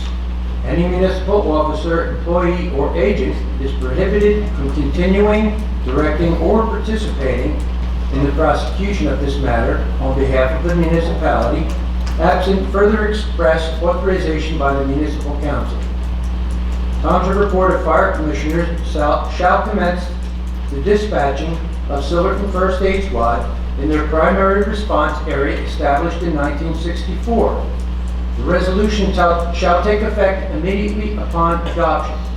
Be it further resolved that a certified copy of the resolution shall be transmitted to the mayor, the municipal attorney, the business administrator, if applicable, and any court or party as necessary to implement its intent.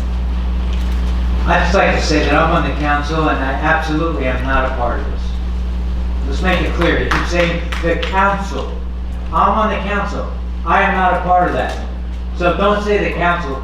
Just name the people in the council that are in favor of that, Tom. Don't say the council because that is not. And Tom, you don't have the right, you don't have the right to contract with anybody, which is why you need to take the class. You don't have the right to establish a contract for Silverton EMS. This is why you need to take the class. Okay. Take the class, at least we had that resolution passed. Maybe you'll get a little bit of understanding on what you can and can't do.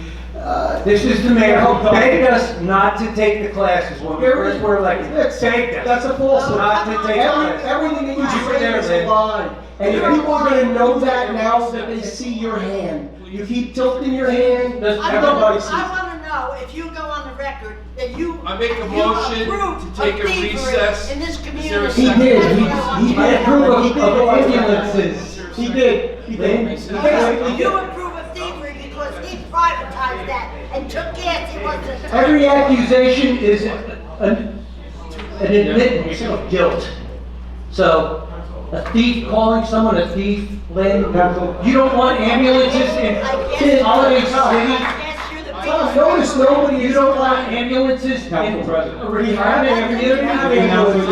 You don't want ambulances. We have You ambulances. paid for one, Lynn. you wanna stop trying to get our money back from somebody who stole Public safety doesn't come $750,000. first. You wanna stop trying to get our money back from somebody who stole $750,000. This is not about ambulances because we have more ambulances on the road than ever before.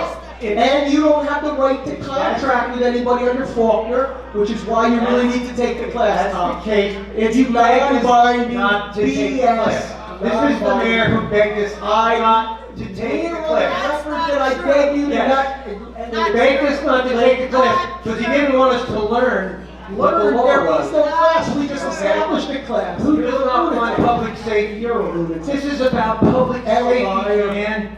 A liar. Something you don't care about. Is that enough, gentlemen? Thank you, Dave. Yeah, a voice of reason. Hopefully you won't vote for this kind of vomit. It's about public safety, Dan. Public safety, That's okay. they were creating, that's public safety problems. They're tired of him. Everybody sees who you really are. Keep showing, Tom. Thank you. I know, I'm sorry, folks, that I care about public safety. I really, I Public apologize. safety, you for want to that. not get the money back from Silverton EMS, the $750,000 they owe. If I will that's stop. true, if that's true, then go for it. I'm not saying don't prosecute. You did. You just tried to pass a resolution to stop us from pursuing Silverton EMS for the money they owe us. That is exactly what the resolution said. Because, and now you're changing what you're saying in front of all these people like you always do. You lie constantly and contradict yourself constantly and point at other people who are truthful and say, he's a liar, he's a liar. There you go, Dan. You are showing everybody who you are. That Yes, resolution, true. that I'm trying to get resolution is the trying to get next ambulance back on the road. Why not him? Why not him? Just trying to get ambulance back on the road. Yeah, well, we have more than ever before. We have more than ever before. You don't need extras, you don't need backup? No, we're not gonna do business with somebody who stole from the town. Okay, well then pursue that. We are, you just said we shouldn't. You just had, put a resolution You've forward. had years, You've not you've had pursued years to do it, Dan. You've them. had We years know to we are do it. pursuing them, and you're saying you don't wanna pursue them. You've had years to do it. I'm glad you're You got your contradicting thievery yourself on expunged. You video. I got love it. this thievery expunged. I am last month. so happy that you are doing this and now contradicting yourself on video. The press is gonna pick up on that and play it in the morning. Continue. Go ahead, finish it up, have your vote. Council President. We're gonna vote. Council President, being that this was just introduced, I would be negligent if you didn't give me an opportunity to say one quick thing advising the council on that particular resolution. I think the council should be very careful about passing a resolution where there may be conflicted relationships. Especially when it has to do with big I think you money. should be very careful with passing a resolution like this where there could be dangerous conflicting So relationships. what are, What do you, well, spell it out then. What's the conflicting relationship, John? No. Tell us. No, he doesn't It would know be it. improper for me, as someone who represents the township, it would be improper for me to point out these things, but I think you know exactly what I'm trying to say. No, we don't. okay, Tell us. all right.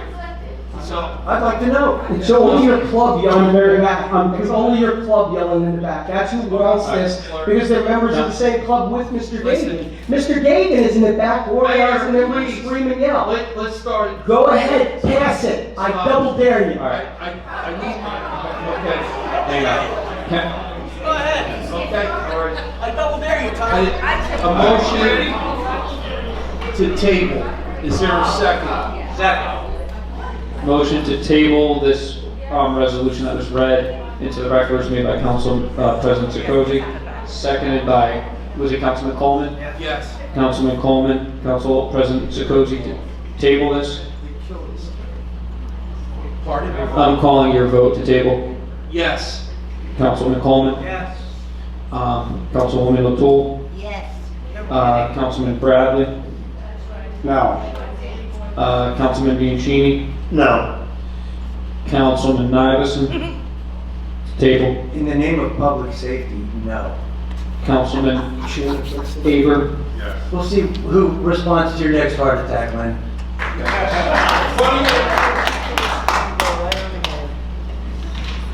You say the most horrible things tonight. All right. that brings us God to. forbid, you need an ambulance, like Mayor! that, like the baby who drowned after you closed over the first Almost day. done. That brings us to the consent agenda. All matters listed under the item consent agenda will be enacted by one motion in the form listed below. There will be no separate discussion of these items. If discussion is desired on any item, that will be considered separately. Okay, is any council or the public, correct, first? It's up to you, Council President. Okay, is there anyone in the public that wants further discussion on the consent items A through T? Yes, sir. Wait, it's to the public. Just come up in line then, please. Dennis Galanty, 149 Cherokee Court. Ed, you know, I continue to look for, and could someone please tell me where the full text of the consent agenda items are? Because I looked on the website again. Sir, they were uploaded.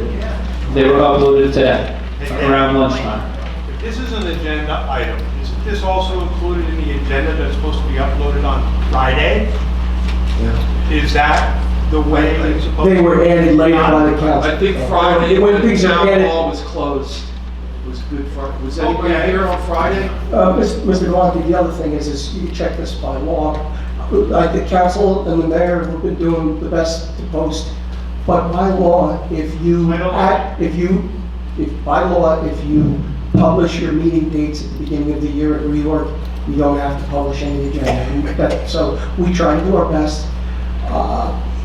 The council, Mr. Siko's been very good about that, trying to get us all together and make sure that everything is in last second. He's been very good about that. We're trying our best. Sometimes there are things that are added at the end. Sometimes things are just added from the dais. But we're doing our best. But there's no requirement by law. I agree statutorily, it's by title only, but it was stated and said that this was going to be something that the council decided that they were going to have put on the website, the full text of the agendas. Because I want to know, how do I question it? If I can't read it, how do you approve it or disapprove it if you didn't read it, if you didn't get the full text? In your package, do you get the full text of every consent agenda resolution that you approve or disapprove? Sometimes You yes, read each and sometimes every no. one.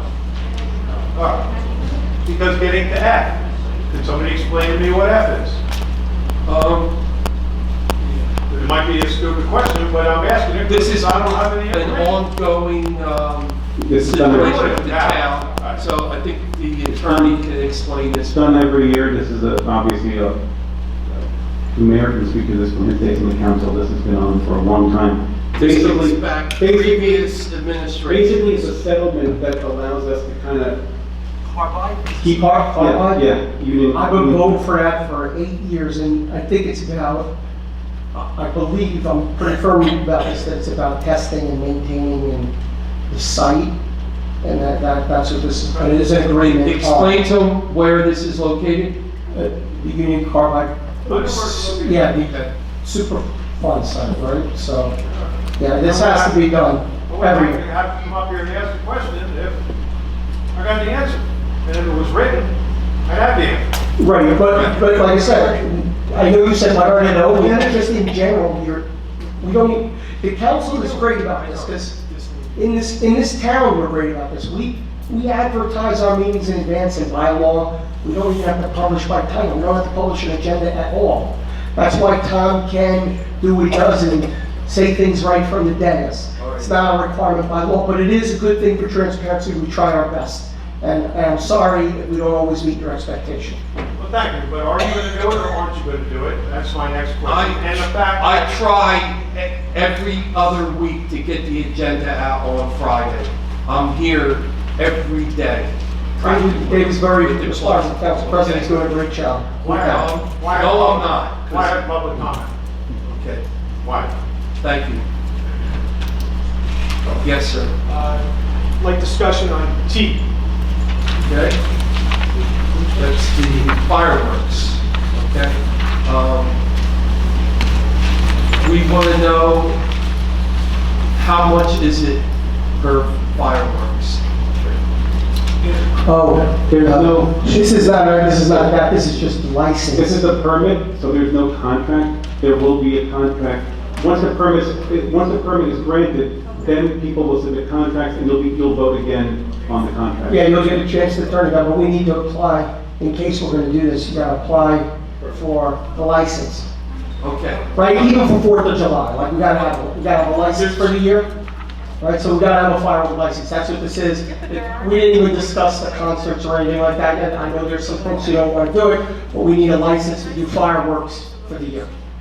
Okay, and you feel that having this many doesn't dilute the spectacle of having fireworks? How many are there, you put it on there?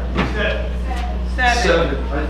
We think it's- How many well, the thing is, again, when we go to book that, you'll have the opportunity to negotiate what you think is best. This is just the application for the dates, whether we do it on that date or not. Dates in there. It's just, yeah, it's just those, So you're promising we can discuss this? yes, at an absolutely. agenda We just need the date, and it's very popular. There are literally 1,000 people that show up. by, 100 boats pull up, it's extremely popular. But we could discuss that later, but we do need permits. You will And have, the permits are you will have the opportunity to turn down the contract. Does anyone else have questions on the item? Yes, sir. Just when you get to the items, you can talk about it. But Yeah. I need to know about like the performance guarantee, so it's K, L, M, N, O, P, T, and S. Okay. So when you get to those, you just. K, L, M? M, N. We don't have the engineer here today. He's on vacation. Yeah, no, he's here. Is he? Yeah. I thought you were on vacation. You put these on, We saw correct? him in the beginning. Could you come up and give an explanation of what that is, please? Yeah. These are all, This is releasing, right? yeah. So it's completed, these are completed projects that then we hold money. I think I got this, John. We hold money so that if you built the development and don't complete it and you tore up a road or screwed up the sewer line or did whatever along the way. Apply to the plans. Right, we could use that money to fix it. Let's say you went bankrupt, you left something undone. And then when they're done or when they reach a certain level of completion, they get a certain amount of money back. Till total completion, they get all the money back. That's what this is. That's good, thank you. Okay, thank you. All right. Mr. Brilliant, did you have I was something? just asking, because usually what happens is people call out letters they want, you vote on everything that's not called, and then you have individual discussions and votes. That was what I was expecting. Okay. Exactly. All right, I'm sorry. I was asking Mr. Hedges. All right, I got sidetracked. Okay? I think I had good reason. All right. All right. So at this moment, Council President, we have the items that were pulled by the public for separate votes would be F, K, L, M, N, O, P, Q, R, S, and T, unless they want to. I think we could pass them because they were all discussed. No, not P? T. Oh. Yeah, we just did. That was all explained. All right. So you want us to go over the fireworks again? Well, I think for a point of order, we should pull the items and then vote on balance, and then if you want to vote and discuss separately, we can do that. I'll make a motion to approve the remainder of the consent. We need to pull the items. If You have a motion on the floor. Right now, you have a motion on the floor. Is there a second, right? You have to, respectfully, you have to. Pull the items, go ahead. Pull the items. Why You have are a you pulling motion. items that were discussed and it was? Because he okay? wants to do it the legal way. We're just a little out of order. Okay. Just a little out of order, so we're trying to rectify. Okay, hold on. So normally the items on the consent agenda are pulled, we write them down, and then we vote on the balance of the consent agenda, minus whatever items were pulled. So there was discussion back and forth, so I just want to keep order and figure out which items were indeed pulled for a separate vote, if any. Okay. So F and T, does everyone agree? Yes. So the K, L, M, N, O, P, Q, R, S are not pulled? Okay. So just F and T? All right. So now we need a motion for the balance, minus F and T. Motion was made for the balance of the consent agenda, minus items F and T by Councilwoman O'Toole, seconded by Councilman Bianchini. Councilwoman O'Toole? Yes. Councilman Bianchini? Yes. Councilman Bradley? Yes. Council Vice President Iverson? Yes. Council President Sekozy? Yes. Councilman Coleman? Yes. Councilman Aber? Yes. We will move to item F. Just for a separate vote, if you like. Was the attorney's explanation satisfactory to everybody? Yep, okay. So I need a motion then for F. Motion to approve. Motion to approve item F was made by Councilman Coleman, seconded by Councilman Aber. Councilman Coleman? Yes. Councilman Aber? Yes. Councilman Bradley? Yes. Councilman Bianchini? Yes.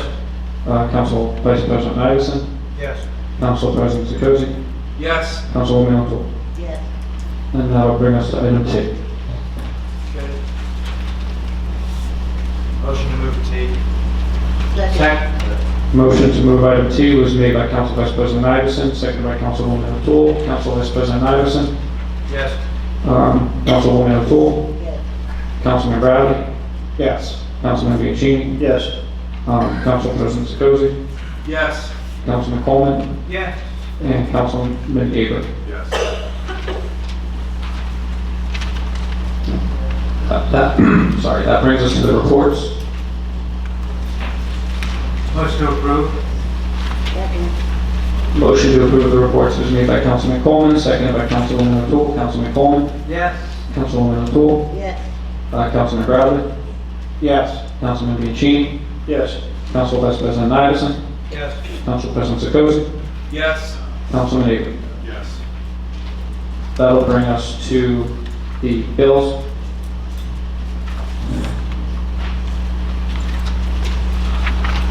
We need a motion to approve the bills. I'll make the motion.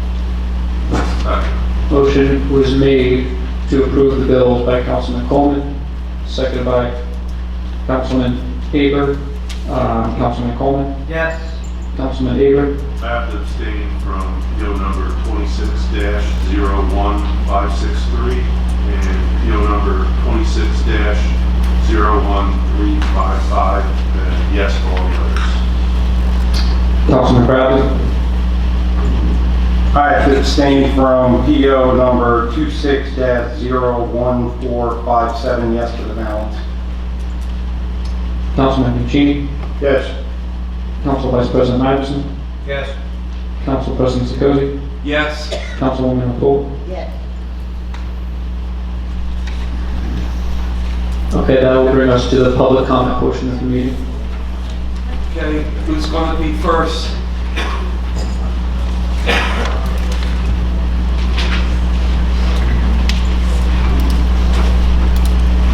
You know the routine. Name and address, please. Carlos Anderson. Not on Carlos. Maybe you just turned it off. Carlos Anderson, one hand. It's not a very good meeting. Very proud of you, man. You as well. I think we still take these classes. These classes might be good for you guys. The second thing was the affordable housing. I know a lot, I saw the faces, and I even saw your face, Dave. You did not want to say yes, but that yes, I believe, to secure our town a little bit better, and so you guys can find a better solution.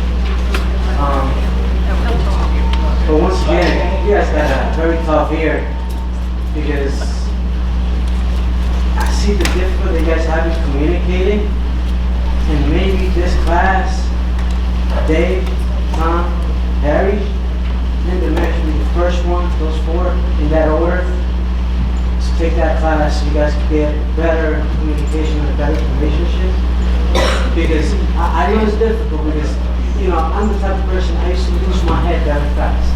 And I'm learning patience and stuff. And from what I can see, today the meeting was okay until you guys let your emotion in, you know? Remember, we conducted this for our town.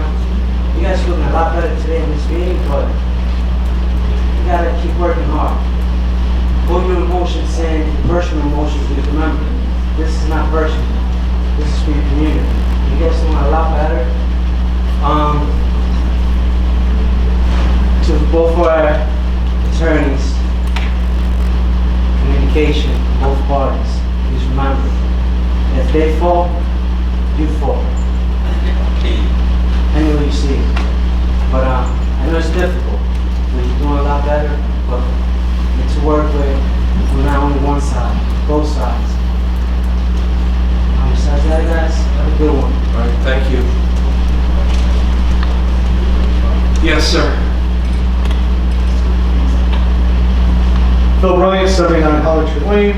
A couple things. One, it was even said tonight a couple times, so I feel it's important to read this. So this I'm holding in front of me is the Supreme Court of New Jersey docket for the civil action of Meridia versus Township. And on page 5, it says, on November 1, 2023, the Township Planning Board adopted a resolution granting preliminary and final major site plan approval and variance and design waiver relief to plaintiff, that's Meridian, for development of a 6-story mixed-use building with 281 residential apartment units consisting of 238 market rate units and 43 affordable housing units. I want to read that again.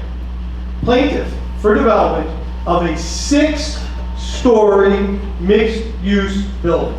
These are not towers. These are not 10 stories. These are not 150 feet into the air. We can see it all over social media. We hear it from the mayor. We hear it from other people. It's very misleading. This is what the planning board approved November 1st, 2023. This is what Meridian was going to build. Okay? And I think it's important that we put the facts out there. Don't keep blowing this out of proportion. My second point is I want to go back to something I read earlier tonight. And it appears, Mr. Penny, and I'm not asking attorneys' opinions here, but this is in the judge's order. Thank you for the face, I appreciate the smirk.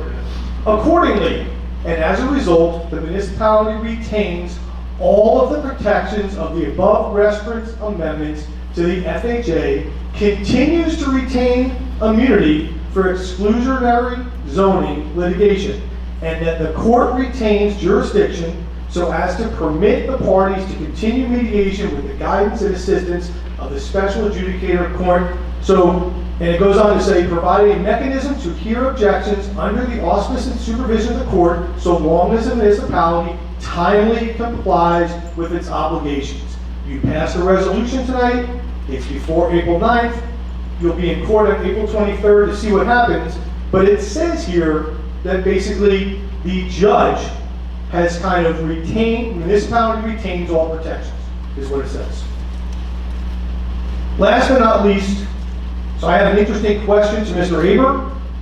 So about 2 weeks ago, a lovely mocking page of me was put on social media, and they made a mistake of violating a trademark infringement, which that is being handled by counsel, and we'll see where that goes.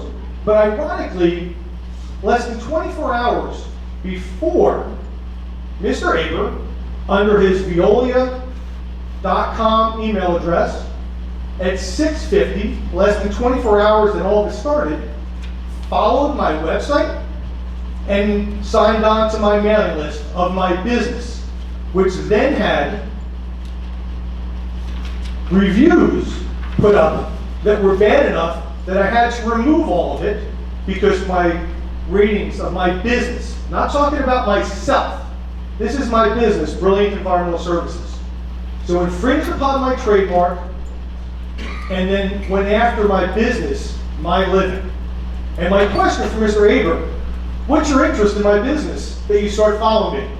I have no idea what you're talking about. Is your email address harry.aber@veolia.com? Yes, it is. Okay. I will submit this to you and Veolia tomorrow to start their investigation. It's already in legal hands, but I find it very hard to believe that there's 2 Harry Abers at Veolia. No, it's just me. Let's find out what it is. I find it very disturbing. So do I. I have no idea what you're talking about. Well, somebody in this room might know. No, he left. Somebody else might. Thank you. No, he left. Thank you. Good evening. Good evening, Pat Plaza, Orchid Beach. I heard the mayor say that we are well covered with ambulance. The other day I read in the newspaper that an ambulance had to come from the other side of town and crashed in with the truck. I've also read that Triborough has been covering us and all other towns. Now I know a few months ago with the Triborough situation, Seaside Heights and Seaside Park had to come together to come up with financing to keep that building open. Is Tom's River contributing anything to Triborough? I don't think so, but I don't know for sure. I'm saying it's great that we're getting free care from everybody else and we're not paying them. And then the other thing was, the mayor said that the notices are posted about the meetings. I did talk to the clerk today. If you go on the town's website and you pull up the town's website and you go month to month, and I've been tracking this for a couple months now, they only list one meeting a month. So if you go in and look at April, there was only one for tonight, nothing else for the month. If you go to May, only one meeting is posted. If you go to June, only one meeting is posted. So something's got to be done to post all of the meetings, and what the mayor says is our meetings are posted. So that's what's got to be done. Council President, can I get behind to this? So what you're referring to is the document, the resolution that we did, the reorganization meeting that notices all the meetings, which is posted under the public notice section of the township website. As far as those, I know what you're talking about. You're talking about those where you click on them, right? Yep. Yes, those are generated by the website we use to start creating the agendas.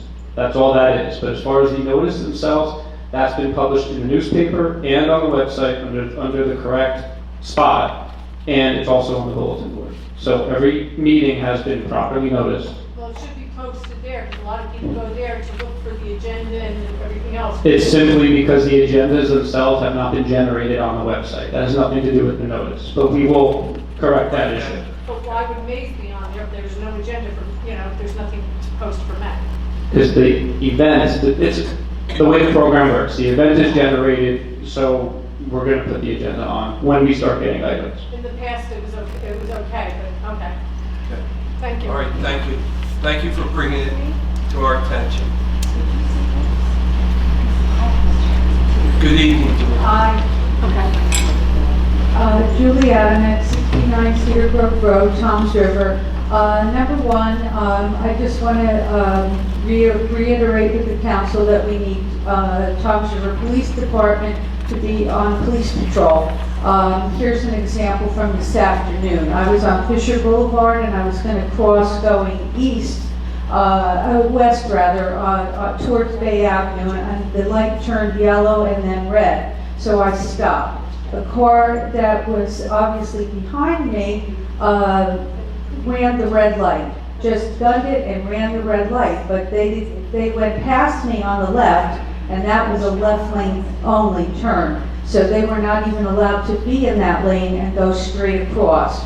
So it's no wonder that Fisher Boulevard is death alleyway. Just seeing that one particular incident this afternoon. The other thing I want to bring up is about the letters that are being sent to the residents on the taxpayer's dime. Those should be paid for by the mayor. He should be reimbursing the town for every single newspaper, every single letter that he has sent out on with taxpayer dollars, because they are propaganda, they are fake news, there's nothing factual in those letters or those newspapers, and they are political campaign work. So this has got to stop because it's fraud. It's misuse of government resources, it's misuse of government dollars. The other thing I want to comment about is the waste that's happening with tax dollars. Just all the park signs that have been put up in every one of these parks with all the wrong names on them. They were put up knowing full well that the council members' names were not current, and they were put up in the fall even though they knew that these councilmen did not win re-election. So that's just an abuse of township dollars, and they do not certainly have to be corrected at this point, other than to put some generic sign up that never has to be changed every 2 years or every 3 or 4 years. I want to make a comment on that, and I'm actually glad that you brought that up. I am totally ashamed to have my name on that. I am so ashamed, and I had nothing to do with that. The council had nothing to do with these parks. It should be paid for by the residents and taxpayers of Toms River. It shouldn't be a mayor or council people have their names on there that had nothing to do with this. And I asked the mayor numerous times to take my name off, and he says I can't do it. So I know if I go over there and put black tape or something on my name, I'll I'll be charged with vandalism, but you're 100% right on that. It's actually disgusting. And I hope that something has been done with this Shore Media Company and the falsehoods that that company is putting out with working with the mayor with these letters and newspapers that go out. And the fact that every year that company's allocation of money seems to go up and up and up. So I hope something's going to be done with that. And lastly, I want to just talk about the fact that the animal shelter still remains closed. We're going to be getting into kitten season very shortly, as everyone in this room that's involved with animal rescue, etc. knows. And we only have 2 shelters really for the entire county. Northern and the southern for the county, because Popcorn Zoo is being renovated. The shelter for Brick, which is Jersey Shore, only handles Bricktown. So we have a severe shortage that's not addressing the residents' needs or the animals' needs in Toms River. Okay. Thank you.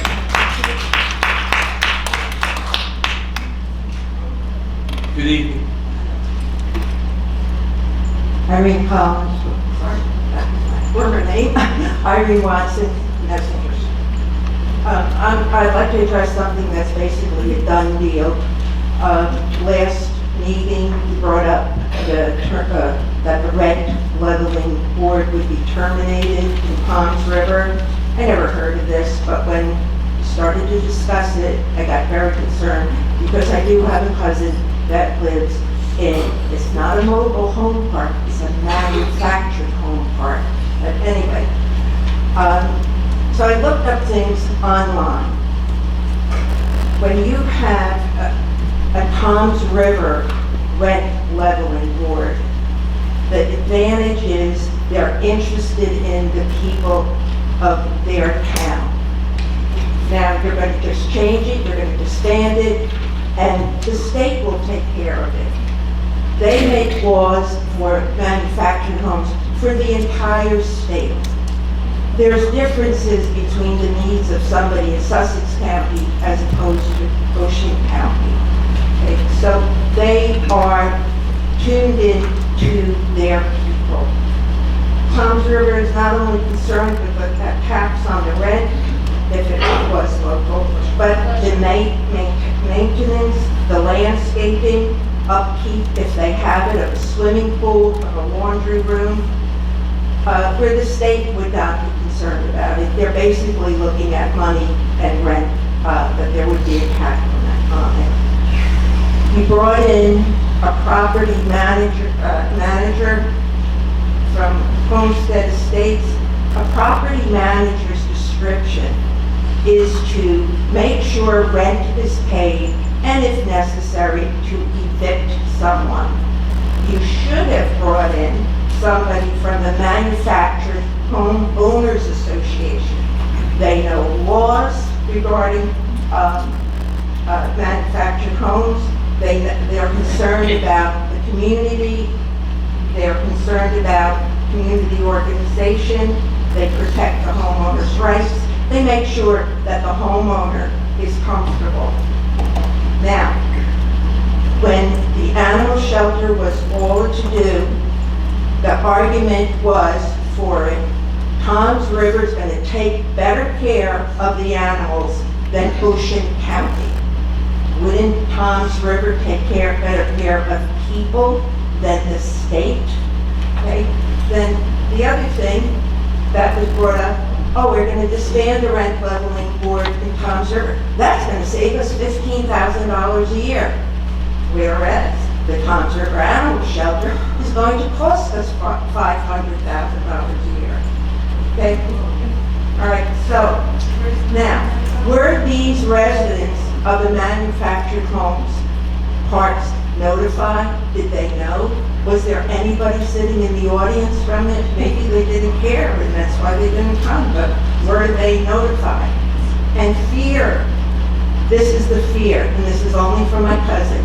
She has heard that their property could be sold, right? Then where are they gonna go, all right? Somebody's gonna These are privately owned pieces of property. Somebody's gonna come and say, hey, you know, here's several $1 million for your property. Okay, good, I'm ready to retire anyway, and I'll do the aggravation. And let's face it, it would be easier for these people from the manufactured homes, come, if they have a complaint, to come to Tom's River than go to Trenton. So I think it was wrong that you disbanded that. Again, it's too late, but there you go, that's my concern. I'd just like to address that. Drew was our liaison to the rent control board, and he said in his entire time that nobody ever came for a complaint, and the president of that board said in 18 years, only one person ever showed up. And they were just there to make sure that the rent wasn't raised above 3.5%, and the state has to approve everything. They're not there to stop someone from selling it. They were just there to keep the rent leveled. And the state overrides anything that the town did, so it was totally redundant. Drew's the one who brought it up, that we should redo it and get rid of it. And Roderick was all for it until I was for it. That was it, and that's the truth. If he was here, he would dismiss that, but thank you for your concern, and thank you for caring about the animal shelter so much. We really appreciate that. It just shows what a kind person you are, aligned with someone who does not care about animals. All right. Perhaps the problem lies with the Toms River Rent Leveling Board. Did they make themselves available, or did they make themselves known? Maybe they were just sitting We were back. told there was only one member on You have to that ask board, Drew. and the Drew was state on the liaison. overrides everything. Okay. So it doesn't matter what the rent leveling board says. This was presented to us in an agenda meeting, and we got hoodwinked, bamboozled, whatever you want to call it, to do this. And you know how that went. So this is the third time, but I'm never going to fall for this stuff again. Make themselves available more often, somehow advertise themselves, went to meetings. They should have been more available to these communities. These guys are And just you did not ask the property manager to come here tonight, at that meeting. I was totally shocked that somebody came up and spoke the truth. So don't say that we brought somebody in, because it wasn't true. These people are just being ignored, it's a shame. And they won't notice anything until their property's sold, and then here they go. The rent leveling board has nothing to do with property being sold or bought. Thank you, Mrs. Watson. Yes, sir. Dennis Galante, 1149 Sheridan Court. The status of the animal shelter. I've been told It's stuck in by mud. the county, and it's going to be taken over by a private entity. Is that correct? That's what we want, that's what we're looking into, and right now, it's in limbo. Has the county given up their lease? The county, yes, they never wanted it to Then begin they make a with. statement that they gave it up, that they are giving it up. The person who could answer that left. All right, so I ask that again. Sorry. They can't just give it up, it would have to be contracted, negotiated, which isn't gonna happen. Okay. Yes, But sir. we're working on it. Yes or no answers, because I always leave here and I keep asking the same questions over and over again, and I don't get answers. Are you going to require somewhere in your bylaws, code, whatever, that the consent agenda resolutions have to be published in their entirety? I asked the question, I got this and I got that, and I didn't get my answer. Yes or no, and where is it gonna be? Where is it gonna be? Can you Where answer can him? I find it? Sir, yes. So, to be on the same page, we're talking about the resolutions, the bodies of the consent agenda items. Yes. The agenda does get, as the council president knows, it gets moved around, it gets updated throughout the course of the week. And they were, like for instance today, I asked the council president, I said, Dave, when do you want everything published? He said, after lunch. So, after lunch, I made sure to go ahead and release all of the bodies of the consent agenda items that are on the website right now. You can go look at them. Things that come up last minute are not there. Things from the floor are not there. So Where will I, when I go home this evening, where will I find it? Tell me where I searched it, I was all over the website, I could not find it. Do you know where to find the agenda? Yes, So it's right under there, it's under agenda packet. There's the agenda, and then there's the agenda packet. okay. All right? I was reading them on my phone. Okay, I'll go look on the website. The third time, it is required by law, a question to the attorney, for you to read the executive session resolution on the record. Is it the law? Yes or no? Don't give me a yes or no. Want to read it to him now? Because I searched Open Public Meetings Act and Sunshine Law, and it says by statute it's required. Okay, all right, going forward, anytime we have an executive session, so we all remember. I'll read the whole body of the No, executive just session. type it on there. Type it on the agenda so we don't forget it. It is. It is. Okay. It's on the agenda, Okay. but it's not read into the record. That's Okay. required by the Open Public Meetings Act. It's a violation Just of in the law. parentheses, put read it, I will. okay? I'll read it. What happened to your ordinances that were tabled? MUA, limited health The benefits car. waiver, part-time employees, township vehicle use ordinance, where did they go? I'm trying to get it back on the agenda. Okay, I understand there's so many It's- other issues that it's are very there. important, but I think some of this is important. Okay. Thank you. You're welcome. Thank you. Yes, sir. Good evening, Paul Williams, Wall Street, Township. Council President, I'm loathed all the time when I have questions that should be answered by an attorney. And I say I'm loathed because I don't trust Mr. Penn. Although I am not an attorney, which he likes to point out, Directed to me. and the mayor would like to know what lawyers I work for. None of his business, and yes, I'm not an attorney. However, I am the guy that lawyers hire. With that in mind, Do everything pro se. I work for attorneys, and I've successfully represented myself in multiple matters, from municipal court to federal court, and I kind of know what I'm doing.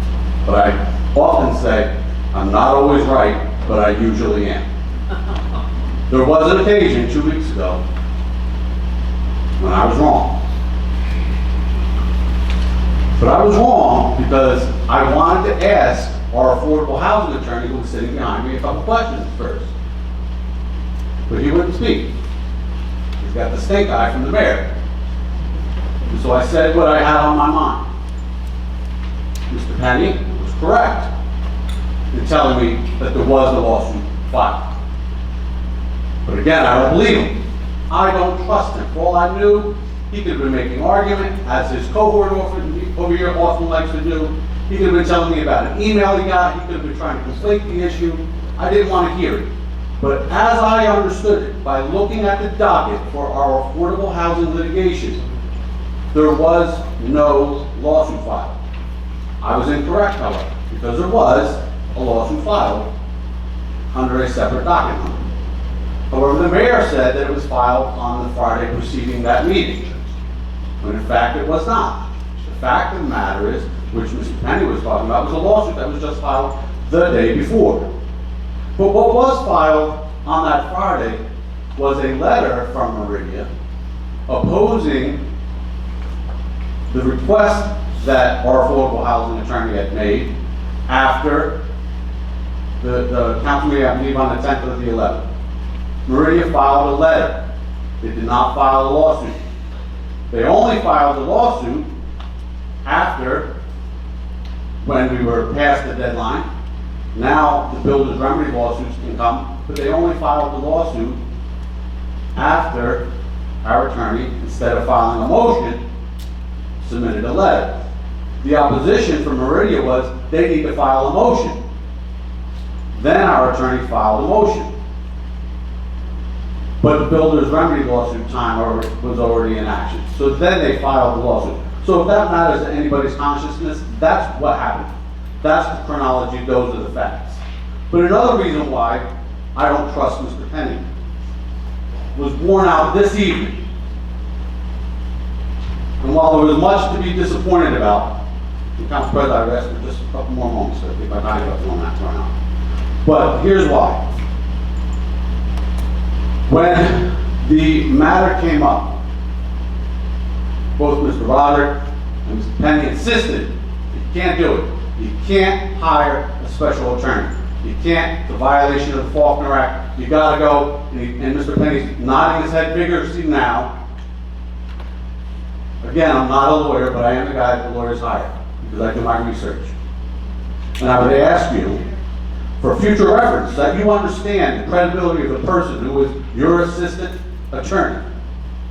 Ask him. Don't give me the platitudes. Ask him the statute that he's saying that you would be violating when he says you can't do something under this Faulkner Act. The Faulkner Act is the name, it's the title of this statute.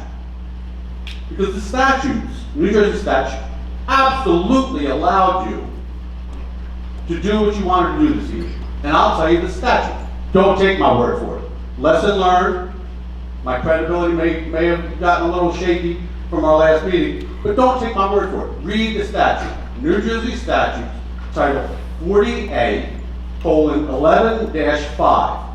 It addresses exceptions to probably the provisions of the Faulkner Act that the two of these freaks are referencing. They're wrong. Read the statute. Don't take my word for it. New Jersey statutes, title 40A, 11-5 exceptions. Finish up, please. So with that being said, I have insisted, and I've said to you all several times, I do not envy the position that you all were in. But I have full faith that every one of you, even when I don't agree with you, the majority at least, that I have full faith that you all are trying to do the right thing. What is in the best interest of this town and the taxpayers, up against someone who's been playing hide the ball with you. And then thrusting things on your shoulders and making it your responsibility to either do it his way or there's gonna be this big implosion, nuclear consequences, which may very well happen. But the blame will always resort back to him and never let him. You never, even when you have to make a decision that you don't like, just know he's the one that made the deals. He's the one that played hide the ball. He's the one, along with his cohort over here, they're the ones who have been manipulating you and creating this situation that is untenable. It's untenable. But again, remember what I said. Don't take my word for it. Read the statute yourself. And then ask your counsel to explain it away. Thank you very much. Well said. Anyone else? Real quick. Phil Bryant, 79 Holly Tree Lane. First, still confused. You did a first reading of an ordinance tonight, to an ordinance about the taking or vacating of Germania, and the ordinance at last meeting you approved, the mayor that vetoed it, and now you're coming back for a second bite of the apple. Why? Because we're going to try it again. It's too important of a project. It's a $15 to $20 million project on Route 37 West. It's a Wawa. It went through about 15 agencies that Mr. Shea explained like 2 weeks ago, and it's $250,000 to $300,000 in rateables for the town. It's not going to cost the town anything, and it's going to create jobs. They're jobs. Some will be good jobs, but it'll be local jobs. It's a home run for the town, and I hope the council people that voted no for it, it was passed at the planning board. Everything, all the I's and T's were dotted. The previous township attorney drew up the ordinance for this back in September or October, and it was just been sitting on somebody's desk. I'm trying to take care of township business to move it along, so that's why we're trying it again. And your guess is as good as mine. Well, I guess I'm asking you because it's your agenda, and I mean, and you just everything you just said, I'm 100% on board. But unless you know something that the person who vetoed it is not gonna be here in 22 days to veto it again. I guess I'm confused as to what changed, because you guys passed it. Whether you had consensus of full council or not, it went to the mayor, he vetoed it, you don't have the ability to override it. I guess my concern is, Did you read the veto? no, What was wasn't wrote made on public, there? wasn't made public yet. I don't agree. Okay, But but, that was it. No reasons. I don't agree. well, why, I guess the question is, why is it gonna change again? Why is it gonna change? I don't know. I'm hoping, I'm praying. Okay. Okay? I'm hoping I get one vote from, But one the vote, three council people. oh, okay, so you're looking for a supermajority? Go for it. I got it, okay. This is good for the town. And I agree, I just didn't know if there was gonna be. Everything, the I didn't- highways, the roads, the setbacks, the water, the streets, the storm drains. You I guess name I it. didn't know if you knew that the mayor wasn't gonna be here in 22 days, that's what I was wondering. So, I'm just making a joke, I apologize. Just a quick thing, number 14 on the council rules, all council meetings will be recorded by Township and live streamed via the Township YouTube channel. All council meetings are remain on YouTube channel for the public to view and access. So the minute that Mayor Roderick walked out the door, the feed got cut.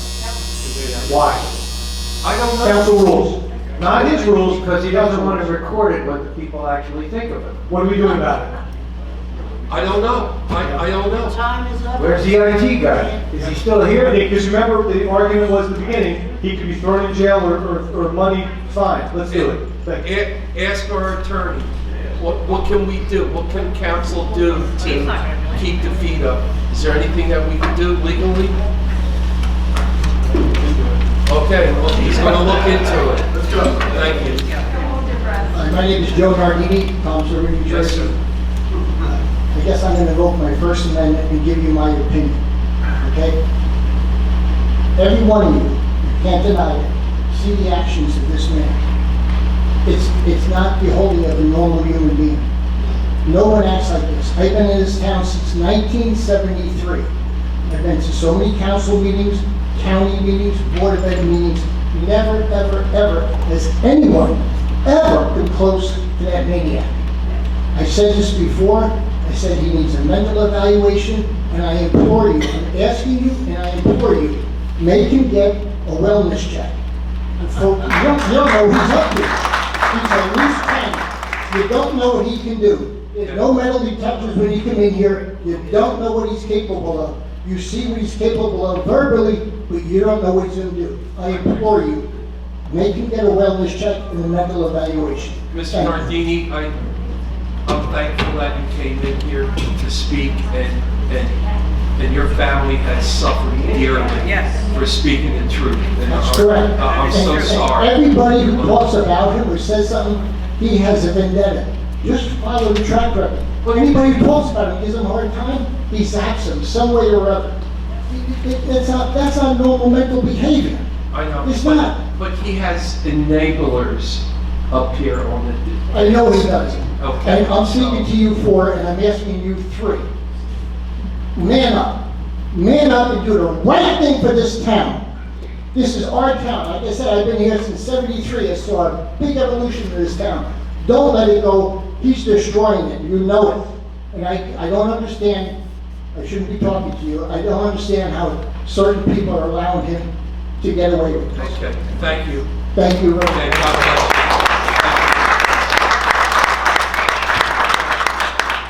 Anyone else?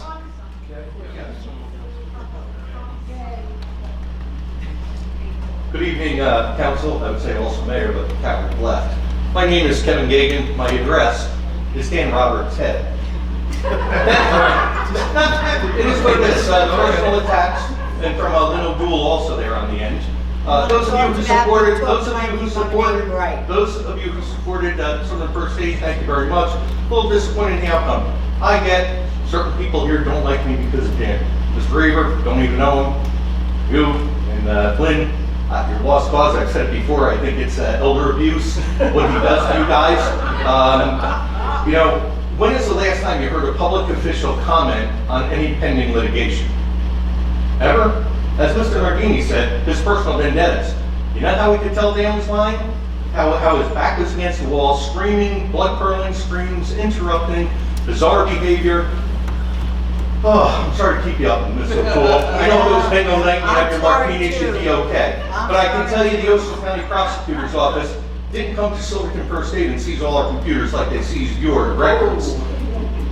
That being said, you know, he's very upset that his personal attorney that represents other people that are here in the town, council employees, you got this, Maria, back there? Yeah. That, you know, their funding stream is, you know, in jeopardy.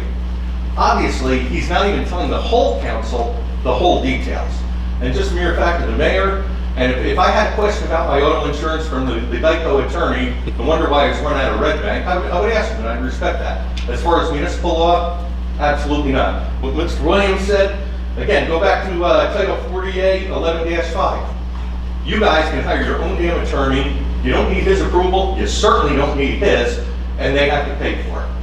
That's what you guys need. Because this interruption is just, it's not productive for the town.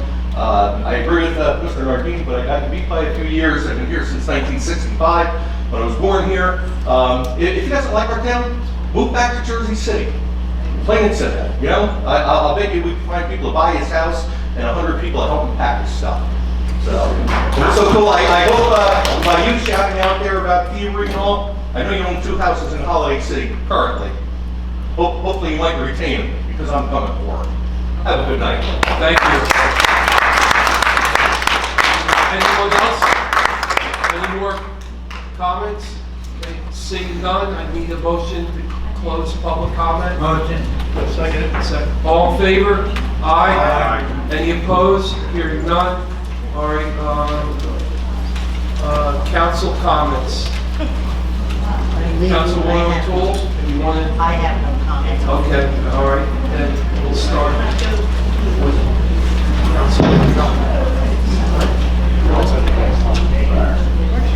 Good evening, everyone. Thank you for coming out again. I know it was not the best tonight, and for that, I am sorry, because that's not what we should be about here. We should be about being civil. And Joe Nardini, I agree with what you said. It's bad. You know, I was in the military. I dealt with a lot of people, and I was in a lot of crazy situations, and I never saw this. So.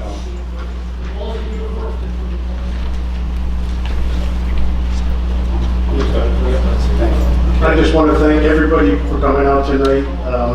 Hoping for a successful landing with our aircraft that's circling around the moon, heading back to Earth. And I wanted to tell you guys that Clint was in good hands. He had the real Bible with him. He's a true trooper here. He's trying to behave himself, and we got our challenges ahead. But I will tell you this, it will get better. It will get better. But thank you for coming out. I appreciate it. When a business is being prosecuted or litigated, they're allowed to continue in business. So Silverton First Aid should have been allowed to continue in business until things got straightened out and the truth came out. So more ambulances is a good thing. Public safety is a good thing. God forbid one of these folks needs an ambulance and they're not there. So I know Silverton First Aid hauled me in a few times, hauled my whole family in a few times. Bunch of good ambulances just sitting there, idle. So they could work out whatever needs to be worked out in court. I'm just trying to get ambulances on the road. Thank you for coming. Disregard the mailers and tell your neighbors, friends, anybody that'll listen, it's propaganda. Please disregard it, or just throw them in the garbage, please. Good night, Councilman. Just everyone have a good night and get home safely. Councilman Coleman. Well, I still own a newsletter that came from the former mayor, paid for by your money. And when you read it top to bottom, it's not just factual reporting. So, I don't know, this whole thing is just kind of silly. But anyway, again, my really objective here is to make sure that Tom's River doesn't have to suffer with this silly state law about affordable housing. I believe everybody needs a place to live, I support that, but we don't need massive, uncontrolled building in Tom's River. And I'll still say it again, I know there's some opposition, but I'm really not interested in seeing the waterfront turn into a Newark or a Jersey City or any of those cities that have those tall buildings along the water. We have a wonderful opportunity here to really do something with our riverside properties. And I would just hope that somewhere down the road, we can make it look as good as some of the other communities that have built some wonderful structures and parks along their waterfront. That's just my hope, personal hope. So, and again, hope you get home safe, and thank you for listening. I want to apologize to all the residents that left early. You could see the disgust on their faces that the way the meeting turned into, and our mayor at every meeting. And I'm trying my best to control these meetings, but I don't have the stomach for it. I'm not a politician, and I'm in this town every day, where before the agenda was already made up for the previous council presidents. It was already typed up, and I'm not doing that. I want to know what everything is on this before the meetings. And even then, things get put on the meetings without my consent or without my knowing, and number 7 was added tonight, okay? But in fairness, we added some things too that they didn't know about. So I don't know how to stop this ugliness, this evilness. I have no idea, and I'll just keep showing up to town hall, to the agenda meetings, and pray that the professionals are there. And I'll still keep coming to the meetings, and I'm going to vote my conscience every which way. I was disappointed tonight that the rest of the council didn't vote the big budget, an $8,000 increase in almost 4 or 5 years, and that was due to operating costs. And they do so much for downtown with the events, closing the streets, what businesses that we have left, and then they charade as pro-business, pro-mayor, Mayor Roderick this, Mayor Roderick that, we're pro-business, ribbon cuttings, BS. And then they vote down the budget. And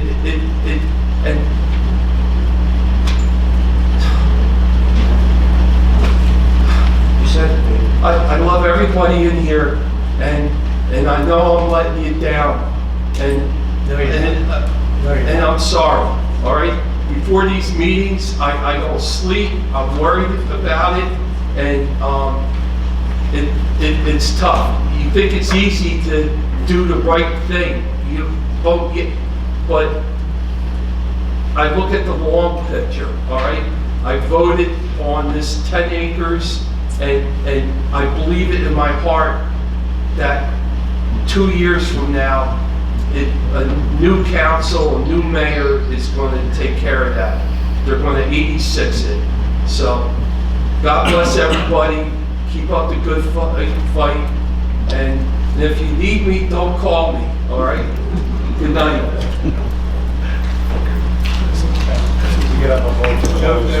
We need a motion to adjourn. I'll motion it. Adjourn. I'll second it. All in favor? Aye. Any opposed?